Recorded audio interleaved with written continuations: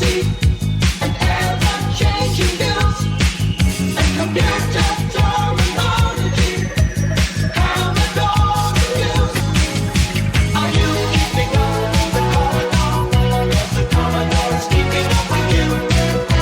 Are you keeping up with the Commodore? Cause the Commodore is keeping up with you.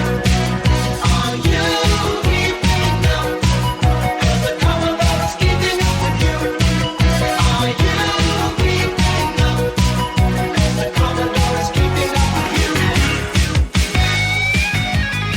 Hello, and welcome to episode 126 of Zapped to the Past. I am Adrian Mills, and I'm joined as always by Mr. Graham Raddings. If you haven't listened before, this is a podcast where we discuss games that were released for the Commodore 64. Last week, we looked at our first batch of games from issue 50 of Zap 64, which we are in no way affiliated with, and found ourselves spinning, always spinning through those forgotten worlds, fancying a pack of Chewits in the muncher, and waggled our way to purest Burl in Para Assault Course. This week we conclude our look at the games in June 1989, along with what was lighting up our TV and cinema screens that month. Graham, we are halfway through the year. Have things improved at all this week? In this exciting episode where we verify if the faces of loved ones do indeed illuminate around specific types of chocolate containers, we head to the steel arenas of the future with a spiked gauntlet and a knee pad as we hurl some heavy balls into slots in the smash-em-up sport of Speedball.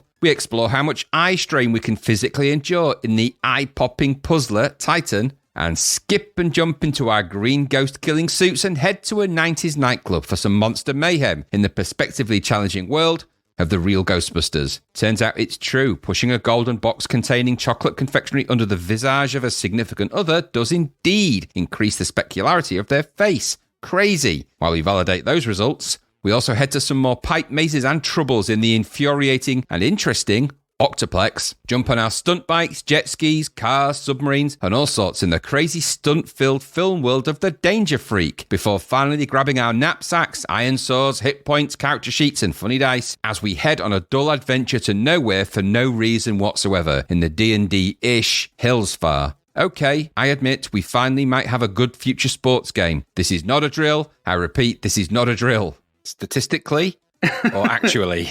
I don't know. Just give me the mode, medium, and mean. I want all three. I want a report on my desk by 9 in the morning. Get on it. It won't take long to write. Shit. Yeah, mostly crap. It's like the worst weather ever, isn't it? Why is this paper brown? It's not paper. That's not paper. It's the worst weather forecast ever. But it is the British weather forecast. The way I've noticed there's a perfect alignment. As we head towards summer, everything still remains quite crappy. As we come out of summer, still a bit crap. Yeah, occasional sunny spells, but mostly rain. Mostly anyway. grey boring. It is what it is. It is. Yeah, if you wish to support us, I'm going to put this up at the front. You can join our Patreon if you wish to do that. That's patreon.com/zapped to the past. Do it. There's lots of good things on there. You get the episodes early. You get them ad-free now. And you can do all that for the price, less than a price of a pint of beer because of the crazy prices we live in these days. So you can buy us a Ko-fi at kofi.com/zapped to the past. You can buy some cool merch at zappedtothepast.shop where you could get a t-shirt with Mr. Miyagi on, or I don't actually know if we've got a t-shirt with Lord Humongous on. If we don't, we should have one. There is one. There is one. Of course there is. You can walk around with Lord Humongous all you want. You can just walk around. Just walk around. Just walk around with Lord Humongous. Just walk around. I might put that on it. Just walk around. Just walk around. Yes, you can do all that. Alternatively, follow us on Twitter and all that kind of stuff as well, and give us a tweet out or whatever. That's always nice. Yeah, share. Like us. Tell us we're cool. We like that. Nice.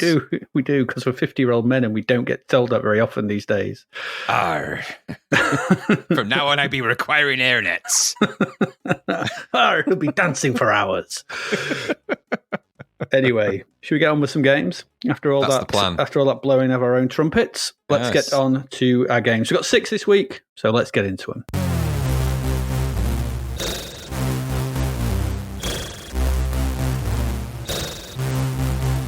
And Graham, that first one is all yours, and it's about fast spherical objects, or as otherwise known as Speedball.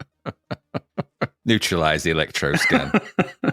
Yes, it is. It is Speedball. $9.99 this was. 90%. Wow. All the nines. It was a sizzler as well. It was. The publisher was actually ImageWorks. It was copyright Mirrorsoft. Bit of a complicated arrangement around that. The conversion was Pantheon Software, and the game was devised really by the Bitmap brothers. Make of that what you will. Yeah. Yeah, so that's the direction it's come from, actually. 16 bits to 8-bit. This was coded by Andrew Bowen. He does a few games, but they're all in the future, so we can't talk about them yet. Ooh. The graphics are by Sam Mohabel. He did 19 Part 1 and something called Slug, which was not in Zap. So something it's not in the pages of Zap. Zap didn't review it. And of course, the musician here is the man of 1,000 loops. That's Dave Whitaker. Do you know, I did a little bit of investigating. There's 103 games listed on HSVSC for Dave Whitaker, 10 of which have the main themes that are 3 minutes or over, only 10. 40 are 60 seconds or under. Yeah. How crazy is that? We like that. I mean, that doesn't include all the tunes in the games. That's just the main one listed on the thing. But that's crazy, isn't it? Yeah, 103 games he's done. Mostly short loops anyway. Yeah. So this is the kind of other, I suppose it's the other kind of Bitmap Brothers launch game, really, between this and the one that we spoke about in the last episode, really, isn't it? Between this and Xenon. Yeah. And oddly, this is the other one that was better than its sequel, strangely. But this time, of course, we have Speedball, which is oddly, and according to the Bitmap Brothers Universe book, that is not easy to say that, the Bitmap Brothers Universe book, or maybe it is, from those marvellous people at Read Only Memory, this game began life as a rejected Mastertronic tennis game. How random is that? But thanks to some rejections, some shenanigans, and some good old-fashioned magic, and some back-of-the-cigarette packet design, a tennis sim was transformed into a battle game blend of Tekken World Cup, Technos Super Dodgeball, and Pinball. Those were the 3 driving influences for what we know today as Speedball. And I suppose in all fairness, by this point, the Bitmaps were kind of bringing the Rockstar a little bit to game developers, kind of the vanguard of the next-gen game developer Rockstar kind of persona in the UK. So they started to come. And these were the kind of, in many ways, this is the 16-bit super developers assembling on the Amiga and the ST. So the C64 is kind of like going, I'm still here. I'm here. So this is where this comes from anyway. I think for the C64's version of Speedball, there's some nice presentation here. We'll go through all this, but there's some nice presentation. Very 16-bit stylings, actually. And straight from that version. In fact, this is pretty much a pound-for-pound version of that game. That's not bad going. So the game logos, they're all legit. They're all nicely realized. The graphics are genuinely good here. They're all redrawn versions of their 16-bit compadre, obviously. So they're all 8-bit versions. But on the whole, it's got the look and feel, and it's got the kind of vibe. So it's got that kind of game logo. There's a title screen with a sort of fist punches through. That's in the 16-bit versions too, so that's nice. It's all carried across. Obviously, it involves a little bit of loading, but hey-ho. And some predictably rotational music from Dave Whitaker, I felt. Now, it's not too bad, but his use of short phrases in his music has gradually worked its way to bugging me after all the games we've played. And if you want to try and experiment, and I recommend you do this, by the way, AD, if you haven't, shut the music off that's playing in the game when it loads up, and then get Knucklebusters' main title theme and put that on it, because it goes way better. It instantly goes better. I can imagine it does, yeah. I tried it as an experiment. I was like, wow, that should have been. It's just it's the game that needed the sound, and the sound didn't get anyway. So the game options screen will appear when you go through all of that, and you've got quite a lot of options actually on it. So it's kind of, I guess you'd call it neon styling, really, with some text on there, and there's like an image of a sort of the player's, I don't know, powerful thigh and wrist on the right hand side. So that's actually animated in the 16-bit versions. He kind of thumps on his leg and there's like a pow, pow sound effect. But anyway, so you've got 1-player knockout, 2-player game, 1-player league, save game, load league, load knockout, load 2-player game, continue game. This is essentially a good 1 or 2-player game with the ability to create and play in leagues, or as a 1-player anyway. And you can also save your teams and save your progress and save you where you're at. And we'll come to sort of how these options manifest as well. So some of them, I guess, some of those are obvious. Obviously, 1-player knockout is what it is, but I'll describe them a little bit. Like I said, the styling of all of this is kind of that future neon, I guess you've got neon pipes, grids with really quite nice colours, kind of a blue to white kind of sort of fading colour. Looks nice on a CRT. And of course, being able to save your progress means you've got, a little bit more of the game to go at, doesn't it? You can come back and do these things. Mm-hmm. So the essence of this is kind of the 1-player game, 2-player game. And so the 1-player and obviously the league game, the 1-player knockout is a human versus computer. And I'll go off the basic instructions because they're very short. So your team wears green and is playing up the pitch. You take part in a knockout game based on 10 rounds. The object being to reach the final and win. The opposing teams will become more difficult as the rounds progress. Each round is the best of 3 matches. You get 2 points for a win, 1 for a draw, and 0 for losing. To qualify for the next round, you need to score 3 points. So, for example, you can win the first leg, lose the second, and draw in the third, or draw in all 3 to qualify. However, if you gain 3 points in the first and second legs, you will not need to play the third, but will automatically qualify for the next round. You will That's you will good. be kept informed of your progress and requirements before the start of each match. That's pretty good. Yeah, Actually, I like that. It's good. And that's actually quite a clever way of doing it as well. That's the right way to do it. It's no point. It's best of 3, isn't it? If you win the first 2, there's no point doing the third one. No, not at all. So that's the kind of one-player knockout game. The two-player game, obviously, is human versus human. It's a little bit shorter, really. Player 1 controls the green team, playing up the pitch. Player 2 controls the red team, playing down the pitch. You'll be asked to select the duration of the league from 10 to 100 weeks. 100 weeks is a long time to play a league, just going to say that. But it's not actually 100 weeks. It's 100 in-game weeks, I suppose. Then before each game, you'll be kept informed of your current status, your score, 100 points for a win, 20 points for a draw, and 5 for each goal. And you can play your way through your own little two-player sort of championship. Quite nice. The league game, this is a human versus computer again. The game is played in a league system with scores of 100 points for a win, 20 for a draw, and 5 for a goal. There are 11 teams in the league, including yours. After selecting the duration of the league, you play each week of the league. As in the knockout game, your opposing teams are drawn randomly, so you will meet teams of different skills throughout the league. At the end of each week, the computer will analyze the results of the matches played by the other teams that week and compile the current league. Your team name will be shown flashing in the table. Each week consists of 5 matches. 10 teams play each week. Your team will not play in week 11. All pretty good stuff, isn't it? So that's kind of how this game, that's how the actual the game functions, which I think is pretty cool. And you start things off by picking your team. And each of you have, you start things off by picking your team, each of which have various stats such as stamina, power, skill, that kind of thing. It creates some variance in how they perform, and that actually does create variance in how they perform. The 3 teams that you can choose from in this game are Werner, or Team Werner, led by Captain Keth, La Carta, led by Captain Conroy, and Draco, led by Captain Veyrick. All very cool. And you get quite a nice selection screen to choose those. After that, you'll see the selection of the duration of the league from 10 weeks to 100 weeks. By the way, this is all principally the same as the 16-bit version. So you get an image of the 3 team captains, if you like, with the stats underneath. They're almost like player cards, really, but they look pretty cool. They do look cool. Which is, 100 weeks is a long time for a league, it sounds like, but it's actually in-game time.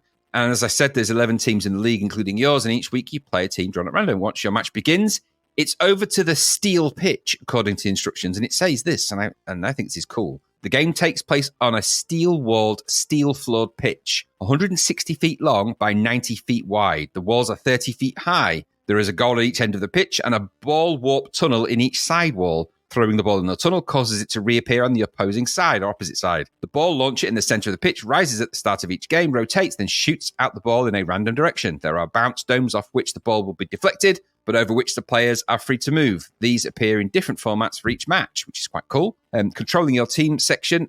Sorry, 1 second. So to control your team, you throw the ball. To throw the ball, you press the fire button.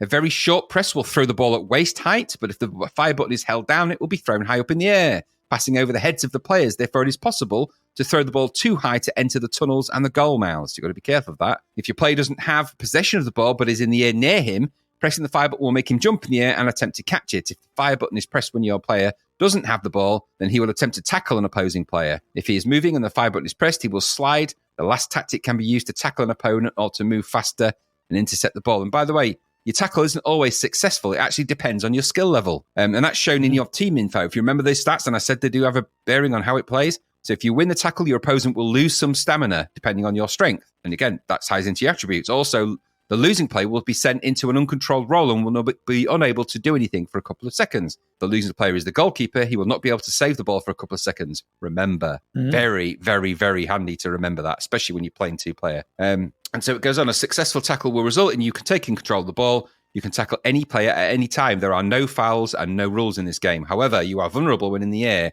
and will always lose a tackle irrespective of your own or your opponent's will. I think that's pretty cool as a sort of set of basic rules and how to play. Very interesting. There's actually, when the game starts, I'll sort of describe the sort of what the screen looks like. There's actually inside of the game window as well, there are what they call tokens that appear. And there's actually 2 types of tokens. They'll appear sometimes, you have to basically pick them up. They'll appear on the pitch and you move your player over them. And there's 2 types, save and collect. There's one specific type, and then the other type is what's called the immediate effect type. And they have like a designated letter on them. each one has sort of a value. So the save and collect type are ones that you can then use and be used at various options to influence the game, which is actually a really, really clever thing. So you pick these up, you can bribe the officials, it can give you extra stamina, you can get extra skills, you can reduce their stamina and reduce their power. And that sort of accounts on how many tokens you're going to use to do those particular things, which is pretty interesting. They're the ones that you would save up and keep. The immediate effect type, well, you can freeze the opposing team, reduce the opposing team's speed for a 10-stage countdown. You can protect your team. There's a whole bunch of different things in there. Get the ball, electron bolt. There's quite a few in there. And it really adds a dynamism to the game. So that it's not just people running up and down, throwing a ball around. There are things you can pick up. There's ways you can freeze the game. I can tell you that in one player, it's actually quite fun when you're playing those things, apart when it happens to you. In two player, those things are like the only thing I could think of was, obviously outside of this game context, is the kind of Mario Kart idea where you've got things that you can literally freeze your opponent team and just score and things like that. And it's so, in two players, like, damn you. So it's that kind of game. And that's pretty cool. So the ball is launched from the center, and you control the player that the CPU attributes being nearest to the ball. So you don't actually choose the player that the ball goes to. It automatically selects one nearest the ball. It's not always perfect, but it's not bad how it does it. It's pretty. It all happens pretty fast, and there's not a lot of players on the screen, so it's not like you're trying to scramble your way through 11 people. More often than not, your player is going to be the one that's nearest the ball, or at least enough for you to be activated. And I think that's pretty good. The selection is, I say, it's managed automatically, so that's probably, it's a blessing and a curse. That nuance of the game is not really there, and that means it is kind of a scramble for the ball at times. And that's but that's Speedball. That's the nature of the game. But it does feel a little bit like, hurl the ball towards the goal, leg it. It's not a game where you deploying lots of strategy. But then that wouldn't be Speedball if it was, would it? Be something else. Yeah. So obviously it's a scramble to get the ball and score. There's some limited animation on the main sprites. There's more on the 16-bit versions, obviously. But since it's top down, it kind of works. And it works in the sense that you can see the direction you're going, which is kind of the important thing. And it flashes to designate which one you're controlling. It's a little fuzzier when you're tackling or jumping, as it doesn't really feel like you're doing either of the things. It just sort of launches a bit, but you sort of get used to it. It only ever does it that way. So it's not like it's some weird variation of it, but it's in the 16-bit one, they kind of get bigger and they're sort of a little bit more animated, and it's a bit of a clue. Without that, they just kind of fly around a bit, but hey-ho, it just adds to it, really. But it can sort of it can feel like it all spirals out of control very quickly, but that's kind of the fun of it. The player you control is, like I said, indicated by flashing. On the 16-bit versions, they have a big box around them. I think the flashing's better. The screen scrolls at a real pace to match the speed of the ball and the players as they leg it around. There's a tiny raster glitch in there. It's not going to bother anybody playing this game. You're not going to be distracted by it. The actual main pitch as it plays is on a kind of a blue checked background, or blue and white check squares. The detailing on it is very like the 16-bit versions. It's obviously lower res, but you still can see the players and who are on the screen. You still see the thing that shoots the ball in the center. It's all different colors. You can see where the side things are to throw the ball into when it appears on the other side. It scrolls up and down. There's a goal at the top and the bottom, and there's a UI right at the bottom, a very thin line, but it's perfectly adequate. Gives you your time, the scores, and all that kind of stuff. Very simple. It's easy to read, which is important because the game you need to focus on is what's happening in the center. The ball is perfectly fast and animated. It scoots around at a pace. There's no flickiness, no juddering of scrolling. This is a well-constructed game experience. So, taking all that into consideration, I think this is actually a really competent deport, all said and done, of the 60-bit. Now, I played a lot more of Speedball 2 on the Amiga than I did Speedball, but I think the graphics in this are a nice scaled-down version of the 16-bit graphics in 8-bit. They're an 8-bit variation, of course. So the tone and the pitch and the general look and feel, they're not going to be 16-bit, but they're all there. There's nothing in here that doesn't mean this is it's not a crappy looking version of Speedball. This is a good 8-bit looking, and everything, they've considered everything. It scrolls fast, the game runs quickly, it feels basically the same as the 16-bit one. Like I said, minus the graphics resolution, but it's on a completely different machine. The sounds, they're not as replete as the 16-bit, but they're suitably thumpy and bangy and crowd noisy with the usual chip pan fire demonstration going on in the background. I think it feels like a really, really competent version of Speedball. And as a game, it plays all right too. More of a 3 or 5-a-side vibe, but it's a very nice playability. The extra tokens you pick up, like I said, add something to proceedings, and the ability to play a lengthy league game and other game types means you have something to come back to, and you can go and save and load, so that's all great. It might be said that the game gets a bit samey, though. There's obviously no way around that. It is what it is. You're playing Speedball. It'd be like saying playing football's samey. Yeah. It's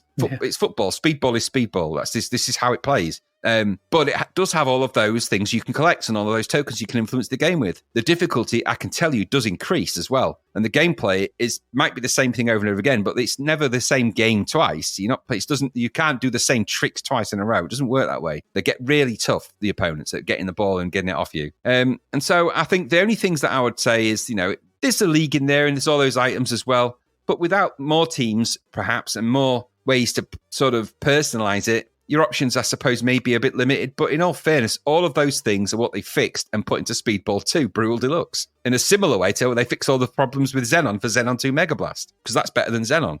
So this is a fast-paced, very competent future sports-based game, something I'd never thought I'd say on the C64. And though the history of those has been chunky over the years, this is kind of come to set the record straight, I think. It was really pleasing to see that at least a proper effort, had been made to convert the 16-bit version to the 8-bit Journey to the Center of the Earth. Take note, please.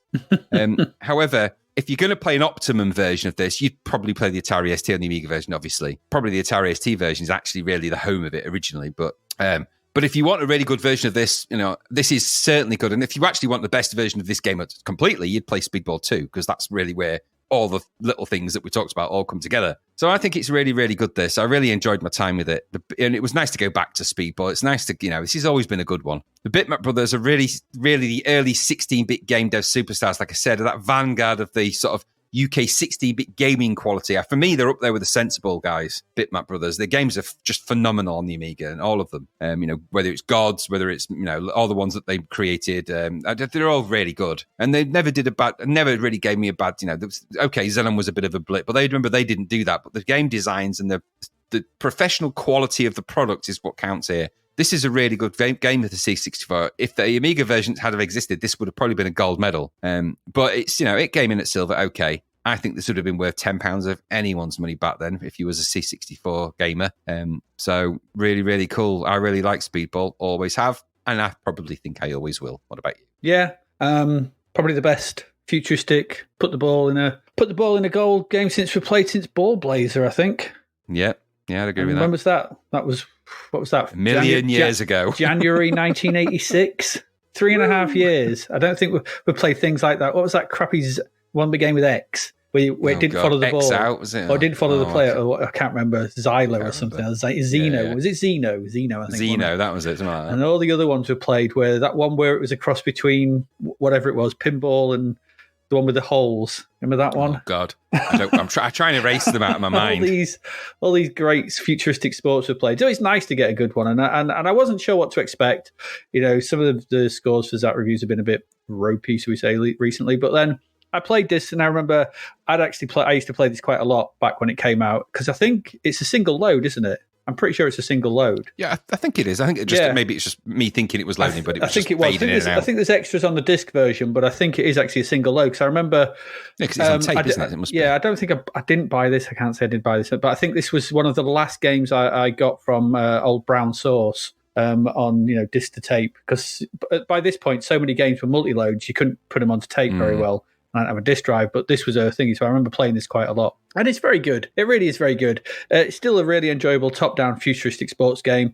It moves fast. It controls pretty well. It's responsive. There's no slowdown. It nips about. The visuals are really nice. There's loads of little extra bits, like you said, like the power-ups, which add variety and strategic choice when you're playing the game. Do I go for the ball, or do I try and go for the power-up quickly? Do I get that extra credit to give me some more money to do stuff at half-time, to maybe bribe the officials or whatever? There's loads of sort of those kind of little choices make these kind of games more interesting for the player. There's great interstitial visuals, and for choosing the team, those sort of close-ups of the faces and stuff, and who you're playing. I thought the music was also a great. They're short, but they work. I actually quite like them. They're fast, they're in and out, and they suit the game. And we've already got finally got another decent downport here that plays to the C64 strengths. I think this is a really good game. I think it's thoroughly deserving of that Sizzler. Yeah, obviously it's superseded by Speedball 2. Probably, I don't think I ever played, because it's quite late, Speedball 2 to the C64. I think it's in like 91. Yeah, it will be. So I don't think I've ever played the C64 version of Speedball 2. No, I haven't. I've only ever played the Amiga version. I've never played the sort of 64 version of Swiv either. So those kind of games exist in a vacuum. I have no idea what they're coming out. So people don't spoil it for me. I have no idea what's happening with them. Spoilers. No spoilers. But I do, like I said, I remember playing a lot of this, and it still stands up because it's fast and it's fun. It's just a good. It's just a good throw the ball in the hole game, which we see in so many sci-fi stuff. You know, you're battering people out the way. It's got elements. It takes a little bit of elements from things like rollerball. Yeah, I meant to mention that. I forgot about rollerball. But yeah, it totally does. And things like that, and all those kind of. Show me a sci-fi show that doesn't have a sport where you're throwing a ball in a hole or into a goal. Loads of them. It's just all of them. They just all seem to have that. But yeah, I really like this. I thought it was excellent, and I was glad to play this for quite a while. And yeah, 90%, maybe even higher as far as I'm concerned, but certainly a Sizzler status. Certainly. Good stuff. Just shows you what you can actually do if you do. Yeah. If you take to it. Yeah, put what you can, the C64 can do. And this is only perfect C64 fodder, isn't it? Small pitch, few players, throw the ball around. You shouldn't really get that wrong, but. No. In lesser developers' hands, I imagine they could have got this very wrong. There you go. Like the shading on the pitch as well. Good use of colour on the blues and the blacks and stuff around the top to create shadow and stuff. Nice. Oh, simple, nicely done. Simple, but nice. Nice. Yeah. Good stuff. There you go. Speedball, we like, which is nice. Let's see if we like the next one.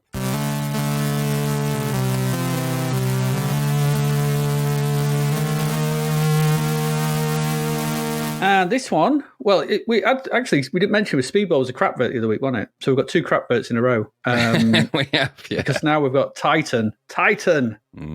Okay. This was £9.99, just like Speedball was. So if you were there in a shop, you could have Titan or Speedball. And both have quite similar covers. They both have a sort of futuristic man on the cover. You could be thinking, ooh, what could I have? And if you looked at the back of the screenshots, there's a bit of a similar. If you were just looking at screenshots of this sort of top-down ball-based game, you could be very confused here. Don't make the wrong choice. That's all I'm going to say. You wouldn't be when you loaded it. I hope you don't make the wrong choice. Fresh from the crap vert comes Titan from Titus. As I said, it's $9.99. It came out in just about everything at the time. And there is a story of sorts, and it is thus. The year is 2114. The place, Vegopolis? Vegopolis? Vegopolis? I don't know. Professor Hybris, the genius behind all analytic conceptors, is the creator of a brand new leisure axle, which has been driving crowds mad. The fabulous 1,000 kroners bonus to the winner of Titan attracts the wildest adventurers. But the game is deadly, and all have died somewhere along the 80 levels. To succeed, you must guide the Powerball across 80 immense and synthetic worlds using just one magical and magnetic racket, whilst avoiding all manner of death icons.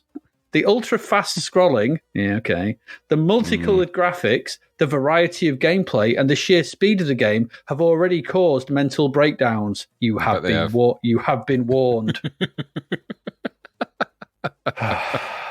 There you go. I don't need to tell you much more, do you? Clearly it's Ace, because it says so. It's Vegopolis. Good old Vegopolis. Vegopolis. It's the song that Kraftwerk never released. Yeah, they never released that version. Vegopolis. No! Or Radiohead. Vegopolis. This is what you get. When you terribly code. 80 levels. That's a lot. Anyway, first thing you'll notice when this loads is that this is a quiet game. Quiet game, yes. Quiet. There's no music at all in this. And the title screen has the name of the game at the top and the same font as the crap vert, with a large ball bouncing back and forth in front of it, and then an endless scrolling high score list below that. That high score went on for ages. Really pointless as well. Who's going to play this that many times? Somebody probably did, and somebody probably went blind. On forever. And they're all just say Titus, no score. Like, at least put names in with a score. Just put no point. Yeah. I couldn't find any credits for this, I don't think. I don't think I did. I didn't note anything down. Did you? Nobody made this game. No, I don't think there is. Let me just check. I think it was Alan Smithy coded it. There's no credit, so I don't know who did it. Who knows? There's no options. Suppressing fire starts the game, and we're just straight in. The minimalism continues as the game has no UI at all. There's none. There's no UI. It's just dead weird. Always helpful. Just a game screen, which takes up the entirety of the middle of the screen. Not quite stretching to the borders, I thought. No, it's not. Not quite stretching. Doesn't take all of it. Don't know why. Just black around the edge. Black. You control a cursor. and you move it around with your joystick. The screen scrolls to follow you as you move about, and holding the fire button down slows down your movement speed. The view is top down of a maze type thing, made up of various different blocks, and a ball will be bouncing around, and you must guide your cursor to direct the ball to break the blocks. And when all the blocks have been destroyed, you can then break out of the maze and progress to the next one. Some blocks take a single hit, and some take quite a few to be destroyed. There are skulls in the mazes, and you will lose a life if you or the ball hit one of these. There are also some blocks that will grow a square when you move over them until they block the way through them, when they're big and fully well grown. Red squares allow the ball to move through them, but not the cursor, and green ones work in the opposite way. There are also skid squares, which make you move in the direction until you hit a wall. So they you just skid away. There are also E blocks, and these swap the position of you and the ball. So if you go on one of them, the screen will go, and you'll be like, what the hell just happened? Yeah, and then you'll go, E! Yeah, and you think you've taken one. And that's about it. The sound effects have perfunctory bumps and bloops as the ball hits stuff. The graphics are a bit chunky bas relief for the walls, but it's distractingly coloured floor that, coupled with the scrolling, which is character-based rather than pixel-based, your favourite, Graham, quickly leads to a bit of a headache as you move around the play area. What's the register? Is it DO19? DO16, and on this for 360, DO11 as well. DO11, okay. It's DO1 something, but use it properly. Please. Yeah, use it properly. So quickly leads to a bit of a headache to move around the player. Essentially, this is another take. It's another Breakout. This is another take on Breakout. That's what this is. It reminded me similar to that one we saw to that Jinx. Remember Jinx, where you were sort of the ball bouncing from left to right and you had to guide it along. That stupid thing. And they've tried to spruce up Breakout with some scrolling and a multi-direction bat thing, and it moves all around the place and there's mazes and stuff. But essentially, you're just hitting a ball against bricks. That's what you're doing. Yeah, no way around that. But it just gets really boring really quickly because the mazes are dull and the action is pedestrian at best. I say it's just not fast enough to hold interest. And when you get down to the last few blocks to destroy, as because you're having that issue that all Breakout games do, in that you have to aim the ball at a small point, but it bounces off, and you're chasing it through the maze, and you're trying to get it back to where you need it to be, and it's for God's sake, just hit the thing. And then when it does, you just go to the next maze, and it carries on, and there's 80 of these damn things. No, it just gets dull, and it's not helped by the lack of atmosphere because there's no music, none. I'm sure they could have fit some in. Drop a couple of the mazes, put some music in. Ask one of these up-and-coming new musicians we've heard loads from recently. Your Adam Gilmore's or your, just Jason Julian Poole, whatever his name was. I can't remember his name, but those guys, they're knocking out tunes all over the place. Get them in. Get them doing some tunes. But no, that and the jerky scrolling. I just was really bored really quickly. I don't know why it's called Titan either. No, I don't. It's just got nothing to why is it called Titan? That's like a condom name, isn't it? Yeah. People. Yeah. Yes. People really are trying to squeeze new things out of Breakout. This is just a squeeze too far for me. It's just like, it's just an unpleasant, it's just boring and it's just lacking any kind of atmosphere or playability or anything. I mean, it's not the jerky squad, but those backgrounds are, headache inducing when it's scrolling at a jerky notion of pixel at a time. So not a pixel, a character at a time. No, I didn't like this. It's boring. It's just boring. One of my students a few years back actually did something very similar, a sort of Breakout where you had to guide the ball around a maze and stuff like that. That was boring as well. But there you go. But it was really dull. It's just not a good idea for a game. No, it's just not. So I didn't like this Titan. It got 39%, and I think that's been a bit on the generous side, personally. I mean, I can see maybe it's worth a third, I guess, because it works and there's a game, and but it's not enjoyable. And what the hell is that title? That cover what we looked at. Why is that man crapping out a triangle and stuff? Anywho, Titan, it's not very good. What did you think? Well, my first thought was, the scrolling. Oh, that's scrolling. I mean, a weird Breakout variation. Okay, that's what it is. Maybe there was some merit in that. Maybe there never has been, really, has there? And just Breakout is Breakout. You can't mix it up too much. I mean, as far as you can, Arkanoid or whatever. Arkanoid crack out, they've been okay. Yeah. That's what I mean. That's as far as you're going to go with it. Should be. There's no point be. in, don't change the parameters too much. What you've got here is Pinball meets QDex meets Breakout. No. Don't ever do that. No. Don't ever mix those things. There, you've crossed the streams, and we know what happens if you do that. The graphics I didn't think were terrible, but colours were really on the gaudy side, weren't they? Like, at a certain point, you're like, those colours don't go together. Who put this? Who matched that together? It's just like, you're like, oh God. As if the scrolling wasn't bad enough, and then stroboscopically blinds you. You're like, oh. Yep. That scrolling is a nightmare on the eyes. It's actually disorienting. After a while, you find your brain starting to sort of be affected. It's not good. I mean, no one likes their field of vision being yanked around like that. Nobody does. It's exhausting for the eyes and also for the brain. Even arcades don't generally throw you around that much, even in the hydraulic ones. Add to that the overwhelming difficulty, and you've got the twin fangs of headache and frustration, which as a Jedi will eventually work out through their various Venn diagramming. It probably led to the dark side in some way. The end result is, I suppose, it's what I've called a half-decent shot of an idea trapped in a game that will give you a headache, eye strain, and a migraine. Measure and pace are two considerations that are needed, and they are not crappy 80s comedians. So that's what was needed in this game. I didn't like it because literally scrolling hurt my head after a while. I'm like, no, I can't be doing with that. But then I thought to myself, at some point, the guy that made that game, he must move his head around a lot, like a crazy amount, like he's like some crazy twitcher. I don't know who it is. There's no credits. Whoever it is, because maybe that's normal speed for him. He's just on his 7 millionth cup of coffee of the day. He's like buzzing. Yeah, that's it for him. That's slow motion. But I couldn't cope with it, so no thanks. They call him the Vidi printer. One thing is, right, I mean, I've said before, my hand-eye coordination ain't what it used to be. On this, it was like, I was just, apparently the screen was just a blur, and I'm like, have I moved? Where's my eyebrows? What's going on? It's not good. No. It's really not good. No, it actually did give me a bit of a headache, and the only other games that have managed that have been Minter games, so no thanks. It did remind me, those backgrounds did remind me of that double bill we had with that Minter game and that Sean Southern game.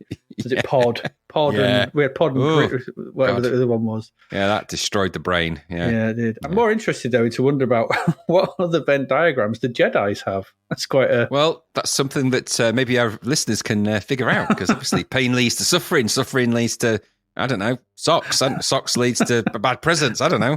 But they're creating all of these, all of these Venn diagrams must coexist. So there must be, in the middle is the Sith or something. I don't know. It's the dark side. Yeah. And Titan's in there somewhere. Or just do what I did and waste your entire life watching a new Disney series, only to realise that half the things inside of that series don't make any sense unless you actually know all of the Jedi lore off by heart, which I don't. So I've still got the last episode to watch. I haven't ruined anything for you, don't worry. I'm like you. I think I'm supposed to have watched Star Wars Rebels. I'm not saying anything. Who is this guy? Who is this blue guy? I'm not going to say anything because that's, it's off subject, but there's something that made me laugh out loud in that. But but Titan didn't. It made me a headache and I don't like it. Yeah, there we go. Titan, don't play it. It's not very good. Let's move on. We've still got one more this half. Let's get to that.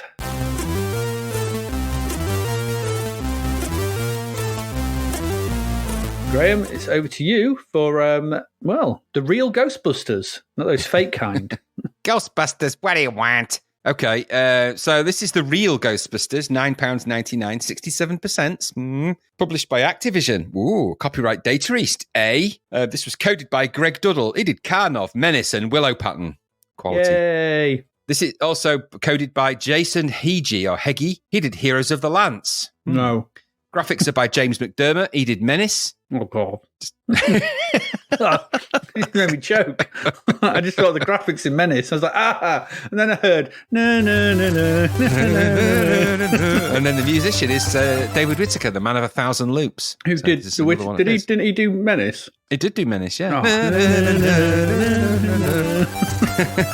Anyway, so I think there's a couple of things we need to discuss, isn't there, before we get into the game. So I've labelled these as the first thing we'll discuss is the real Ghostbusters versus the Ghostbusters. And part 2 of that will be the real Ghostbusters arcade from Data East, ? Okay, so just to be so we can be clear on all things Ghostbusting and how it all fits. The Ghostbusters was a Filmation-produced live-action children's TV show sitcom that ran on CBS in the US in 1975. It was about a team of bumbling detectives who investigate ghostly occurrences. 15 episodes were produced. The series is completely unrelated to the 1984 film Ghostbusters, although Columbia Pictures did pay Filmation a significant fee for a license to use the name.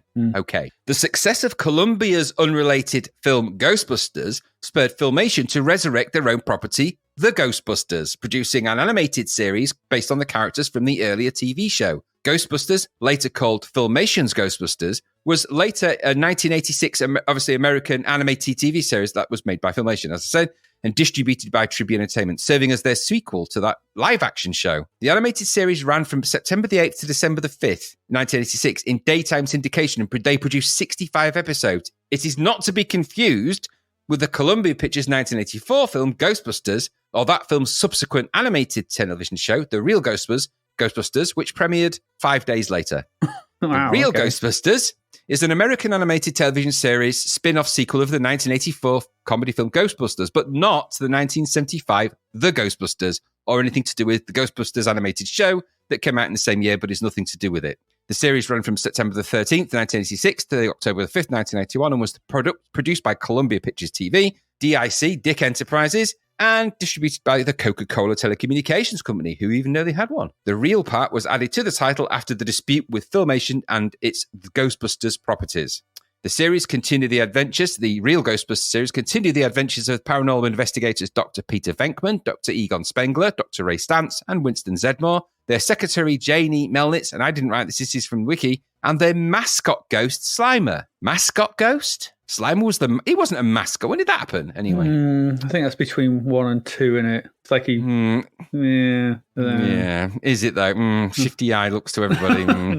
Anyway, there is, by the way, an interesting voice cast to the animated show. So, you know, The Real Ghostbusters. The voice of Peter Venkman for the first 2 seasons was a guy called Lorenzo Music. He did the voice of the cartoon Garfield. Yeah, he's Garfield, isn't he? Because he sounds exactly the same. Now, Dave Coulier, who did the voice of Peter Venkman for season 3 to 7, he did mainly work on Scooby-Doo and Scrappy-Doo prior to that. Okay.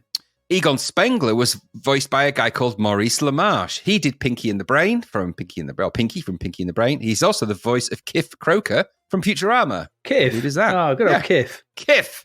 It's the voice. You Kif. You're the boy. You Kif. You're the boy. Ray Stantz, Slimer, the Stay Puft Marshmallow Man, Mayor Lenny Klotch, Manx, and Scareface were all voiced by the same guy. That's a guy called Frank Welker. Now, he's also the voice of Nibbler from Futurama, Santa's Little Helper, and Snowball 2 from The Simpsons, and Freddy from Scooby-Doo.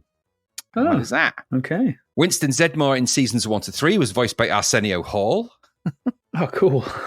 And he was then revoiced by Buster Jones for seasons 4 to 7, who was the guy who did the voice of Doc in G.I. Joe, which was a cartoon we didn't really get a lot over here. So that's so in case you were wondering why it was called The Real Ghostbusters, and what's that got to do with Ghostbusters? Now you know. Now you know all you need to know. Now, The Real Ghostbusters Arcade from Data East was a 1987 shoot-'em-up game developed and published by Data East in the United States. It's loosely based on the animated series of the same name, but not... I won't go into it all again. Please don't. In Japan, Data East released it as a non-Ghostbusters arcade game under the title Mieku Hunter G. Weird. That's the legitimate arcade. In 1989, Activision obviously published The Real Ghostbusters for the Amiga, the Amstrad, the CPC, the Atari ST, the Commodore 64, and the ZX Spectrum. The arcade, by the way, was a 3 megahertz HD 6309 processor with 6502 blah, blah, blah for sound and a Yamaha blah, blah, blah, and it's an arcade. Okay. So The Real Ghostbusters is a shoot-'em-up game loosely based on the animated series of the Real Ghostbusters. It features 10 levels, each viewed from an angled overhead perspective. This is the arcade. The player controls a member of the Ghostbusters team, must defend against various monsters and ghosts while completing each level on a time limit. Monsters are killed if the player shoots at them, and the player can earn bonus points by trapping each monster's soul, which is done by using a proton beam to suck in the ghost. Bonus items which can aid the player are hidden throughout the game, in objects such as oil drums and wheelbarrows. Bonus items include weapon upgrades or a Slimer ghost who protects the player by killing enemies who get too close. The end of each level features a boss enemy ghost who must be defeated, leaving behind a key that will allow the player to access the next level. The arcade version included a multiplayer option for up to 3 players, while the computer versions feature a measly 2-player option for a multiplayer mode. Yeah. Do they now? I noted that the C64 game was a bug fixed version that we had, and it said there was something to do with the way the end credits went wrong, and that you got stuck in a loop when you finished the game. It just kept going back and saying, "Well done, you finished the game." You'd like restart the game. Well done, you finished the game. Oh no! So once you finished it, you can never get out of it. So that's kind of how it all plays out. The gameplay for this, let me just zoom in on my thing because my eyesight isn't that good. So the gameplay for the C64, well, it's not dissimilar to that, actually. You basically plays out the same. The view and the graphics aren't quite the same as that, but the principle of it is the same. There's still the same 10 levels. You still got to shoot the ghosts and do all of that. And it says in the C64 version, though, the characters are armed with guns and proton beams. Creatures can be shot. Aren't they ghosts? How does that work? With either weapon to transform them into ghosts. The ghosts can then be... So they're not ghosts. They're monsters that then get shot and turned into ghosts. I thought Ghostbusters were busting ghosts. I thought that was the whole thing. This is the real Ghostbusters, who are also monster busters. The real monster Ghostbusters. Right, okay. And then the ghosts can then, once they've turned into ghosts, you can then obviously trap them in the thing. Your ammunition for your gun is unlimited, but the proton beam has a limited charge, which is at the top of the screen. Also displayed as the remaining lives and the number of ghosts collected, as I'm sure you are aware. Mm-hmm. Okay, so the game starts with a somewhat familiar title screen from the arcade. It's actually a version of the arcade. The 16-bit ones do the same. Then a really weirdly drawn image of some buildings, one called the Ghost House, which to me looked like an entrance to a 90s UK nightclub. Anyway, a rather chunky version of the Ecto one is at the bottom of the screen, and the text, "Capture the ghosts, collect the keys, save the city," appears in really hard to read writing. Mm-hmm. It's kind of from the arcade, only the car pulls up in the arcade, and then you run out and run into the building. That don't happen in the C64 version. It's just, you just parked outside of a nightclub, and that's it. So something's going on. Go in there and do stuff. Mm-hmm. But I suppose at least the screen was there. Then there is the main title screen with the familiar Ghostbusters logo. No game title, though, which was a bit odd. Looked like it was missing to me. And it just said press 1 or 2. That's your option. It's like, press 1 or 2. I was like, okay, this is... I started to get a funny feeling at this point. Some loading, I think, happens. You got a doodle. And then the game began. Now, the top 5 character rows, I guess, of the game window, about 40 pixels, is the UI, which gives you the number of ghosts you have to collect, the number of lives. You start with 5, your score, and your proton beam charge indication. Additionally, you have a level countdown clock. You've got 3 minutes to finish each level, and the stage you're currently on is highlighted there. There are some token character icons there. Oddly, the one that looks like a ghost has the word ghosts next to it. Your lives, which looks like a tiny soldier aiming a rifle, doesn't say lives. No. So it's a bit weird. It's really odd. No. The game window is a multi-directional scrolling background comprising some really naff graphics. Let's just be truthful. Ground in this game is grey with black dots. The other sceneries really had to figure out. The perspective is all over the place. This game is perspectively challenged. It doesn't quite look like what it actually is. No, it's like, you ever heard of a vanishing point? No, in the arcade, you're actually walking over rooftops in this. So could not make and that out makes what the hell I sense was walking over. because this is some kind of weird blue and black dot version of that. I don't get it. I'm not sure why they chose those colours instead of the colours that are in the game in the arcade, which is white and grey. 2 colours which I'm reasonably certain Commodore 64 has several shades of as well. But what do I know? Your sprite is a small green soldier. Not dissimilar to the kind of Purple Heart, Fernandez Must Die size, Desolator, Carrior's Commander, that kind of sprite size, only not dressed in the familiar white of the Ghostbusters or the odd bluish camo combat fatigues of the arcade, but purest green. I don't know why. They're not the green Ghostbusters. They're the real Ghostbusters. You can shoot either guns, like I said. Why would you shoot guns? Well, I guess they're monsters, but they look like ghosts. And proton beams. You press short press for guns, long press for proton beam. You control the green Ghostbuster with the joystick in 8 directions. And it's all in a kind of a bad, crappily drawn, isometric-ish gauntlet type thing, I guess, where you're attacked by waves of ghost-related splats who sometimes shoot at you, and you can shoot at them, and if you want to collect the things, you can. Occasionally, you'll get bonus things, and even a Slimer if you can be bothered to sort of navigate the pumpy up and down things, and that's how it kind of plays out. The rooftop buildings, it's hard to explain the perspective they're drawn at. I think you're meant to be looking kind of down on them, but it doesn't work. It's really confusing, and so you end up not really understanding where you are. It took me ages. I thought it was inside a building. You go inside a building, not onto the top of a roof. Mm-hmm. Really weird. Yeah. Really weirdly drawn. And so that's kind of how it plays out. You run, shoot, proton things if you want. collect stuff when it appears, avoid, walk across the weird blue grey dot-y roof thing.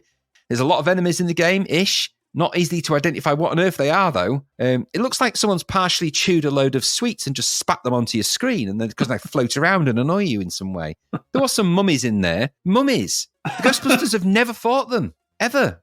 Why would they? Why would they be in ancient Egypt? When did that happen? They're not Why ghosts. would they be on a rooftop nightclub? They're not ghosts. I know, but even so, it just seems really odd. So, like I said, loads of stuff. Maybe they're okay. There's stuff like that in it. There's weird spider creatures. I think there is weird monsters in the cartoon. I think there is. There might be, yeah. There was one that looked like a spider creature. There's one that looked like a bearded egg, which was quite terrifying. Yeah. So they're just indistinct, but ghostly. I don't know. Weird, maybe. Old when egg you do get beard. to the end, and maybe you will want to, when you get to the end of the level, you get presented what look like two giant golden coffins, and then you kind of fire the ghost into them through this center slot, like a delivery slot. It's really weird. Now, at that point, I'm not sure it starts to lose it. It starts to think, what on earth has this got to do with the Ghostbusters, real or otherwise? I don't know. There's a lot of presentation, and I suppose a version of the arcade buried in here somewhere. All 10 levels are here, I suppose, at least. Maybe you can say that. All or most of the in-between arcade parts are there, albeit that there's just, the sort of cut and paste versions. Sound effects, okay, I guess. The music sounds a bit like Ghostbusters in a kind of 8-bit version way. It's a bit like the arcade. It's in a kind of limbo, really, in terms of its likability. I suppose it is another game with Ghostbusters shoehorned into it, which is exactly what it was in the arcade. Is it a playable game? I don't know if it's that playable. In a basic way, maybe, but I mean, in the same way we've seen other run-and-gun type games work, this kind of doesn't, really. The graphics are really crappy, and it was just little effort. I mean, would it have been too much trouble to make some backgrounds that at least looked like an element of something you could say was shaded or looked okay? I mean, the scrolling's okay, I suppose, but it does have that now almost obligatory raster line glitch in the corner there somewhere. It's not a deal breaker, but just on top of everything else, it just feels like someone just went, whatever. It's just, my issue with this is one of laziness. This feels like such a lazy conversion. I mean, they all kind of do with these things. I took a look at the Amiga version, and it had really weirdly bigger graphics for some things, and juddery scrolling on an Amiga, juddery scrolling. And then I thought, okay, well, at least it had the colours right, more or less. It was also clearly ported from the Atari ST, which also featured the same graphics and juddery scrolling, but the player sprite was at least the same size as the arcade. The Amstrad CPC version is an affront to anything gaming or Ghostbusters, and principally the greenest thing you'll ever see. It's just horrible. The Spectrum version has a similar feel to the Amstrad one. Oddly, it's more colourful than an Amstrad, which is really weird if you think about it. And it's not often you say that, but it is. And the sprite is the right size, but the scrolling's horrible, obviously. So the C64, even though it's got the smallest sprites and it's green and it doesn't actually look really anything like the arcade and has the oddest colours, but the best scrolling, it's probably up there with the Amiga for the best sound as well. So the C64 one is the least crappiest, or at least not the best worst. I don't know what kind of award you give it for that. Anyway, maybe you find it fun in 2-player. I don't know. I played it 1-player. There's some semblance of a game in there, hanging its coattails on a license. This isn't a conversion done with much care or passion at all. Maybe there's a reflection of the publisher here and how they treated their developers. I think this is more a reflection really of that. And indeed, how much time they were given. This, to me, shouts, you've got 6 weeks, pump something out. Jury's all out on that one. I don't know the facts of that, but with some proper attention, maybe this could have been quite the game, quite a nice little shoot 'em up in the tradition of these things, but not like this. So I'm afraid the real Ghostbusters, well, the real Monster Bashers, maybe, I don't know, but I didn't like it at all. It certainly didn't deserve 67%. What about you? Nah, subpar Commando knockoff with Ghostbusters slapped on the top of it, essentially. Real Ghostbusters, remember? Real Ghostbusters with real Ghostbusters slapped on top of it. Did anyone want this? Did they?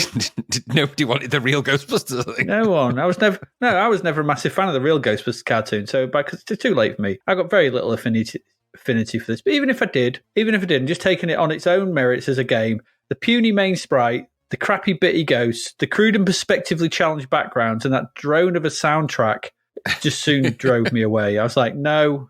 I think back to the original Ghostbusters game, the 1984 Activision one as well, by David Crane, and the way that had loads more thought and effort put into it with the earning the cash, driving around, hoovering up ghosts. Yeah. Had ghosts. Had ghosts. Yeah, actual ghosts. Yeah. Not things. And I know the Real Ghostbusters was this weird, because I think, wasn't it, if I remember rightly, wasn't the Real Ghostbusters like Ghostbusters the film was based on the Real Ghostbusters because they were real. So I think that was the plot, wasn't it, for this? Is like the Real Ghostbusters were actually real people in the real world that the film was based on. I seem to remember something like that. I don't know if you might be fantasize that. I think I I'm don't know. pretty sure because that's I why didn't it's look called, into it heavily. Because that's why it's called the Real Ghostbusters, I think. It's called the Real Ghostbusters because they needed to not call it the Ghostbusters. I explained all that at the beginning. You need to learn to listen. That's why it was called the Real Ghostbusters. I'm sure there was something to do with that. I remember something about anyway. But whatever. If I want to play Commando, or I'll play Who Dares Wins, or Commando, or Fernandez Masai, or Rambo, or 1,000 other things that we've had that are better than this. This was as perspectively challenged as that other stupid one, that Paul Norman, where he did the dance routines for it. Whatever that one was, I can't remember what that one was called. Battle Island, was it, or something, or some stupid thing? Yeah, that perspective on those buildings, I didn't get it. It was all over the place. Nah, I didn't like this. There's way better Commando derivatives on the C64. Just play them. This is just ugly and not very good. Didn't like it. 67%, way too much. Way too much. This is 40 odd for me. Rubbish. Way too much. There you go. The Real Ghostbusters. Whatever they are, they can do one. That's it. That's this half done. We're going to take a break. We started off well, and then it went downhill, which is always the way. 1 out of 3 ain't bad. Well, for recent episodes, no, it's not, if I'm honest. No, it's not. That's 33% hit rate. We're going to go away. We're going to take a quick break. When we come back, we've got TV and films to do from June 1989. So please do stay around.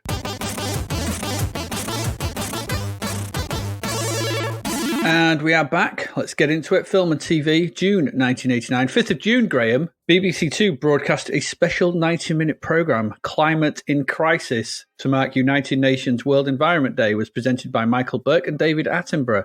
It predicted the Earth's greatest threat within rising temperatures and sea levels will already be changing our planet from averting catastrophe in the year 2050. I'm not quite sure that sentence makes any sense. It sounds like, look, we're heading for catastrophe in the year 2050. It had studio guests including Sir Shudath Rampal and Jonathan Porritt, and an exclusive interview with, back then, His Royal Highness Prince Charles. He voiced his concerns. Did he now? He did. Clearly, we took great notice of this show.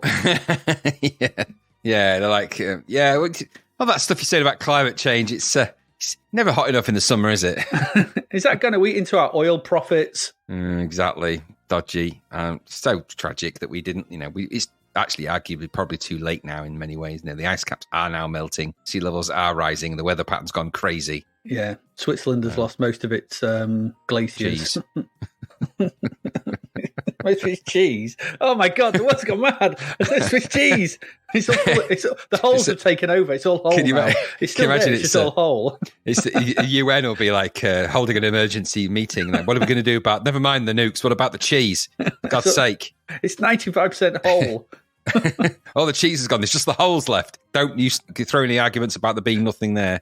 We had that with Einstein and his black holes. It turns out there was something in there. There's a lot in there. Everything was in there. It was all sucked in. Yep. Yeah. And we've just had reports that we've just had the hottest September ever on record. Yeah. We haven't been measuring things that long, but yeah, it's pretty hot. Well, long enough. Yeah. Well, we haven't been. In the total sort of time scale of planets, we've been on here, but a drop in the ocean. It's a blink. A boiling ocean a bit. Not a blink in the eye. Yeah, blink of the eye. But since records began, we've just had the hottest September ever. Yeah, yeah. And it's always good. Crazy. It's good, but also crazy, isn't it? For someone who does not like hot weather, this does not please me. Yeah, well, it is, well, the change, it used to be called global warming. Now it's called climate change, isn't it? So, I don't know if that's still called global warming, but I hear climate change more nowadays. Yeah, climate crisis as well. I hear climate change. Terrible. Yeah. And still, if you do a Google search or a YouTube search for climate in crisis, to try and find that show, there's about 1 million shows now. They've clearly been warning. Every year there's been a warning since that show, and we're still going, yeah, but where's the proof? It's like, so it's 45 degrees outside in October. Where's your proof? Yeah, it's going to be hot. It's going to be hotter here in England, isn't it, than Ibiza on Saturday, I've read. Yeah, I'm sunbathing in the Antarctic. Come on, where's your proof? Where's your proof? I remember, and I'm going to go back here. I remember snow. Yeah. I know we had the beast from the east of the year, but snow used to come. We'd regularly get a decent snowfall in our part of the world every year. Now it's like a few flakes. No, now it's snakes. and bugs. And, Snow and that's the other snakes. thing, isn't it, as well? Sort of thing.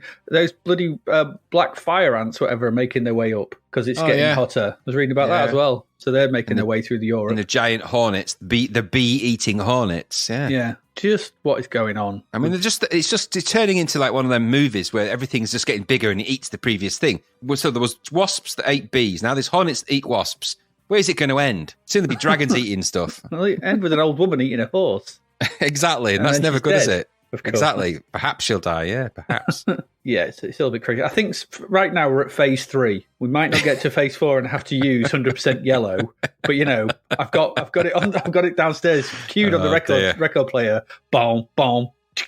Those ants hate that song. He does 100% blue in that as well, doesn't he? It's not working. The answer is like, we love it. Oh, we laugh at the destruction of the planet. I must do that redux as well before the world ends. 100% yellow. Boom, boom. Boom, boom. Anyway, also on the 5th of June, Channel 4 aired the network television premiere of David Lynch's 1984 science fiction epic Dune. Starred Carl McLachlan, Virginia Madsen, Francisca Annis, Max von Sydow, Jürgen Prochnow, Everett McGill, Sean Young, Sean Phillips, Jose Ferre, Freddie Jones, Patrick Stewart, Dean Stockwell, Alicia Witt, and Sting. The second Sting stuff I watched this week. Honestly, this film, I mean, it took its time to get to, because that's probably because nobody really liked it. It was a massive flop, wasn't it? We'll sell you June. Nah, we're good, thanks. Yeah, no, it's all right, we don't want it. I mean, there's so many things wrong with Dune, but it still remains quite interesting. And it's one of those films that over time, even though it was loathed at the time, considering the complexity of the material that's there, it's actually a pretty good version in its own way. It's just, you have to be in the mind space of understanding David Lynch and how he makes films in order to really understand. Because this is a film that began life as a David Lynch, design and directed film with all the styling from what's the famous Jean-Paul Gaultier did all the styling. No, he didn't do that. Or did he? It might be some famous stylist did the. Let me check. Did the fashion sense in that. I could be wrong, but it's anyway. That's where this was coming from in terms of its visual. And there's some amazing visual stuff in it. Lots of big matte paintings, and some of the effects aren't great, obviously. But the real battle here was nothing to do with that. The battle was between David Lynch trying to impress a vision of an auteur based on the back of the success that they had with The Elephant Man and stuff like that. So he was considered a bankable director, but ignoring the fact that he had very much a style. And Raffaello De Laurentiis, who produced this, who pretty much tore entire sections of the script out in order to say, right, famously they say, whether it's true or not, that in order to get the film's running time down, because it was massively over budget and massively over schedule, she went to the film set, grabbed the script and tore every second page out. Good Lord. Really? So, yes, and that's the version that got made. And obviously David Lynch then disowned Dune completely afterwards, saying that it was a terrible experience for him and wasn't how he envisaged it. I still got a soft spot for Dune. I recommend you watch it. Obviously, we've got the new version now, which is amazing, but there's still parts of Dune that I like, and the way that it was kind of visually rich and the language was rich, and there were some really good ideas. It all gets a bit weird. But then again, the concept of what they're trying to explain. Weird. Well, the concept of what they were trying to explain, I think the way that David Lynch was trying to explain it is perhaps the best way you can explain something like that, where you've got lots of internal dialogue, lots of weird shenanigans, lots of warring factions of people muttering and talking to each other and whispering. I think he captured quite a good essence of what made the Fremen in Dune quite interesting characters. But like I said, if you imagine a script that's half the script it was originally, then there is a much longer version of Dune, which you can get. That version, 1984 version, there's actually a complete there's a TV edit of it, which has got loads of extra weird crap in it.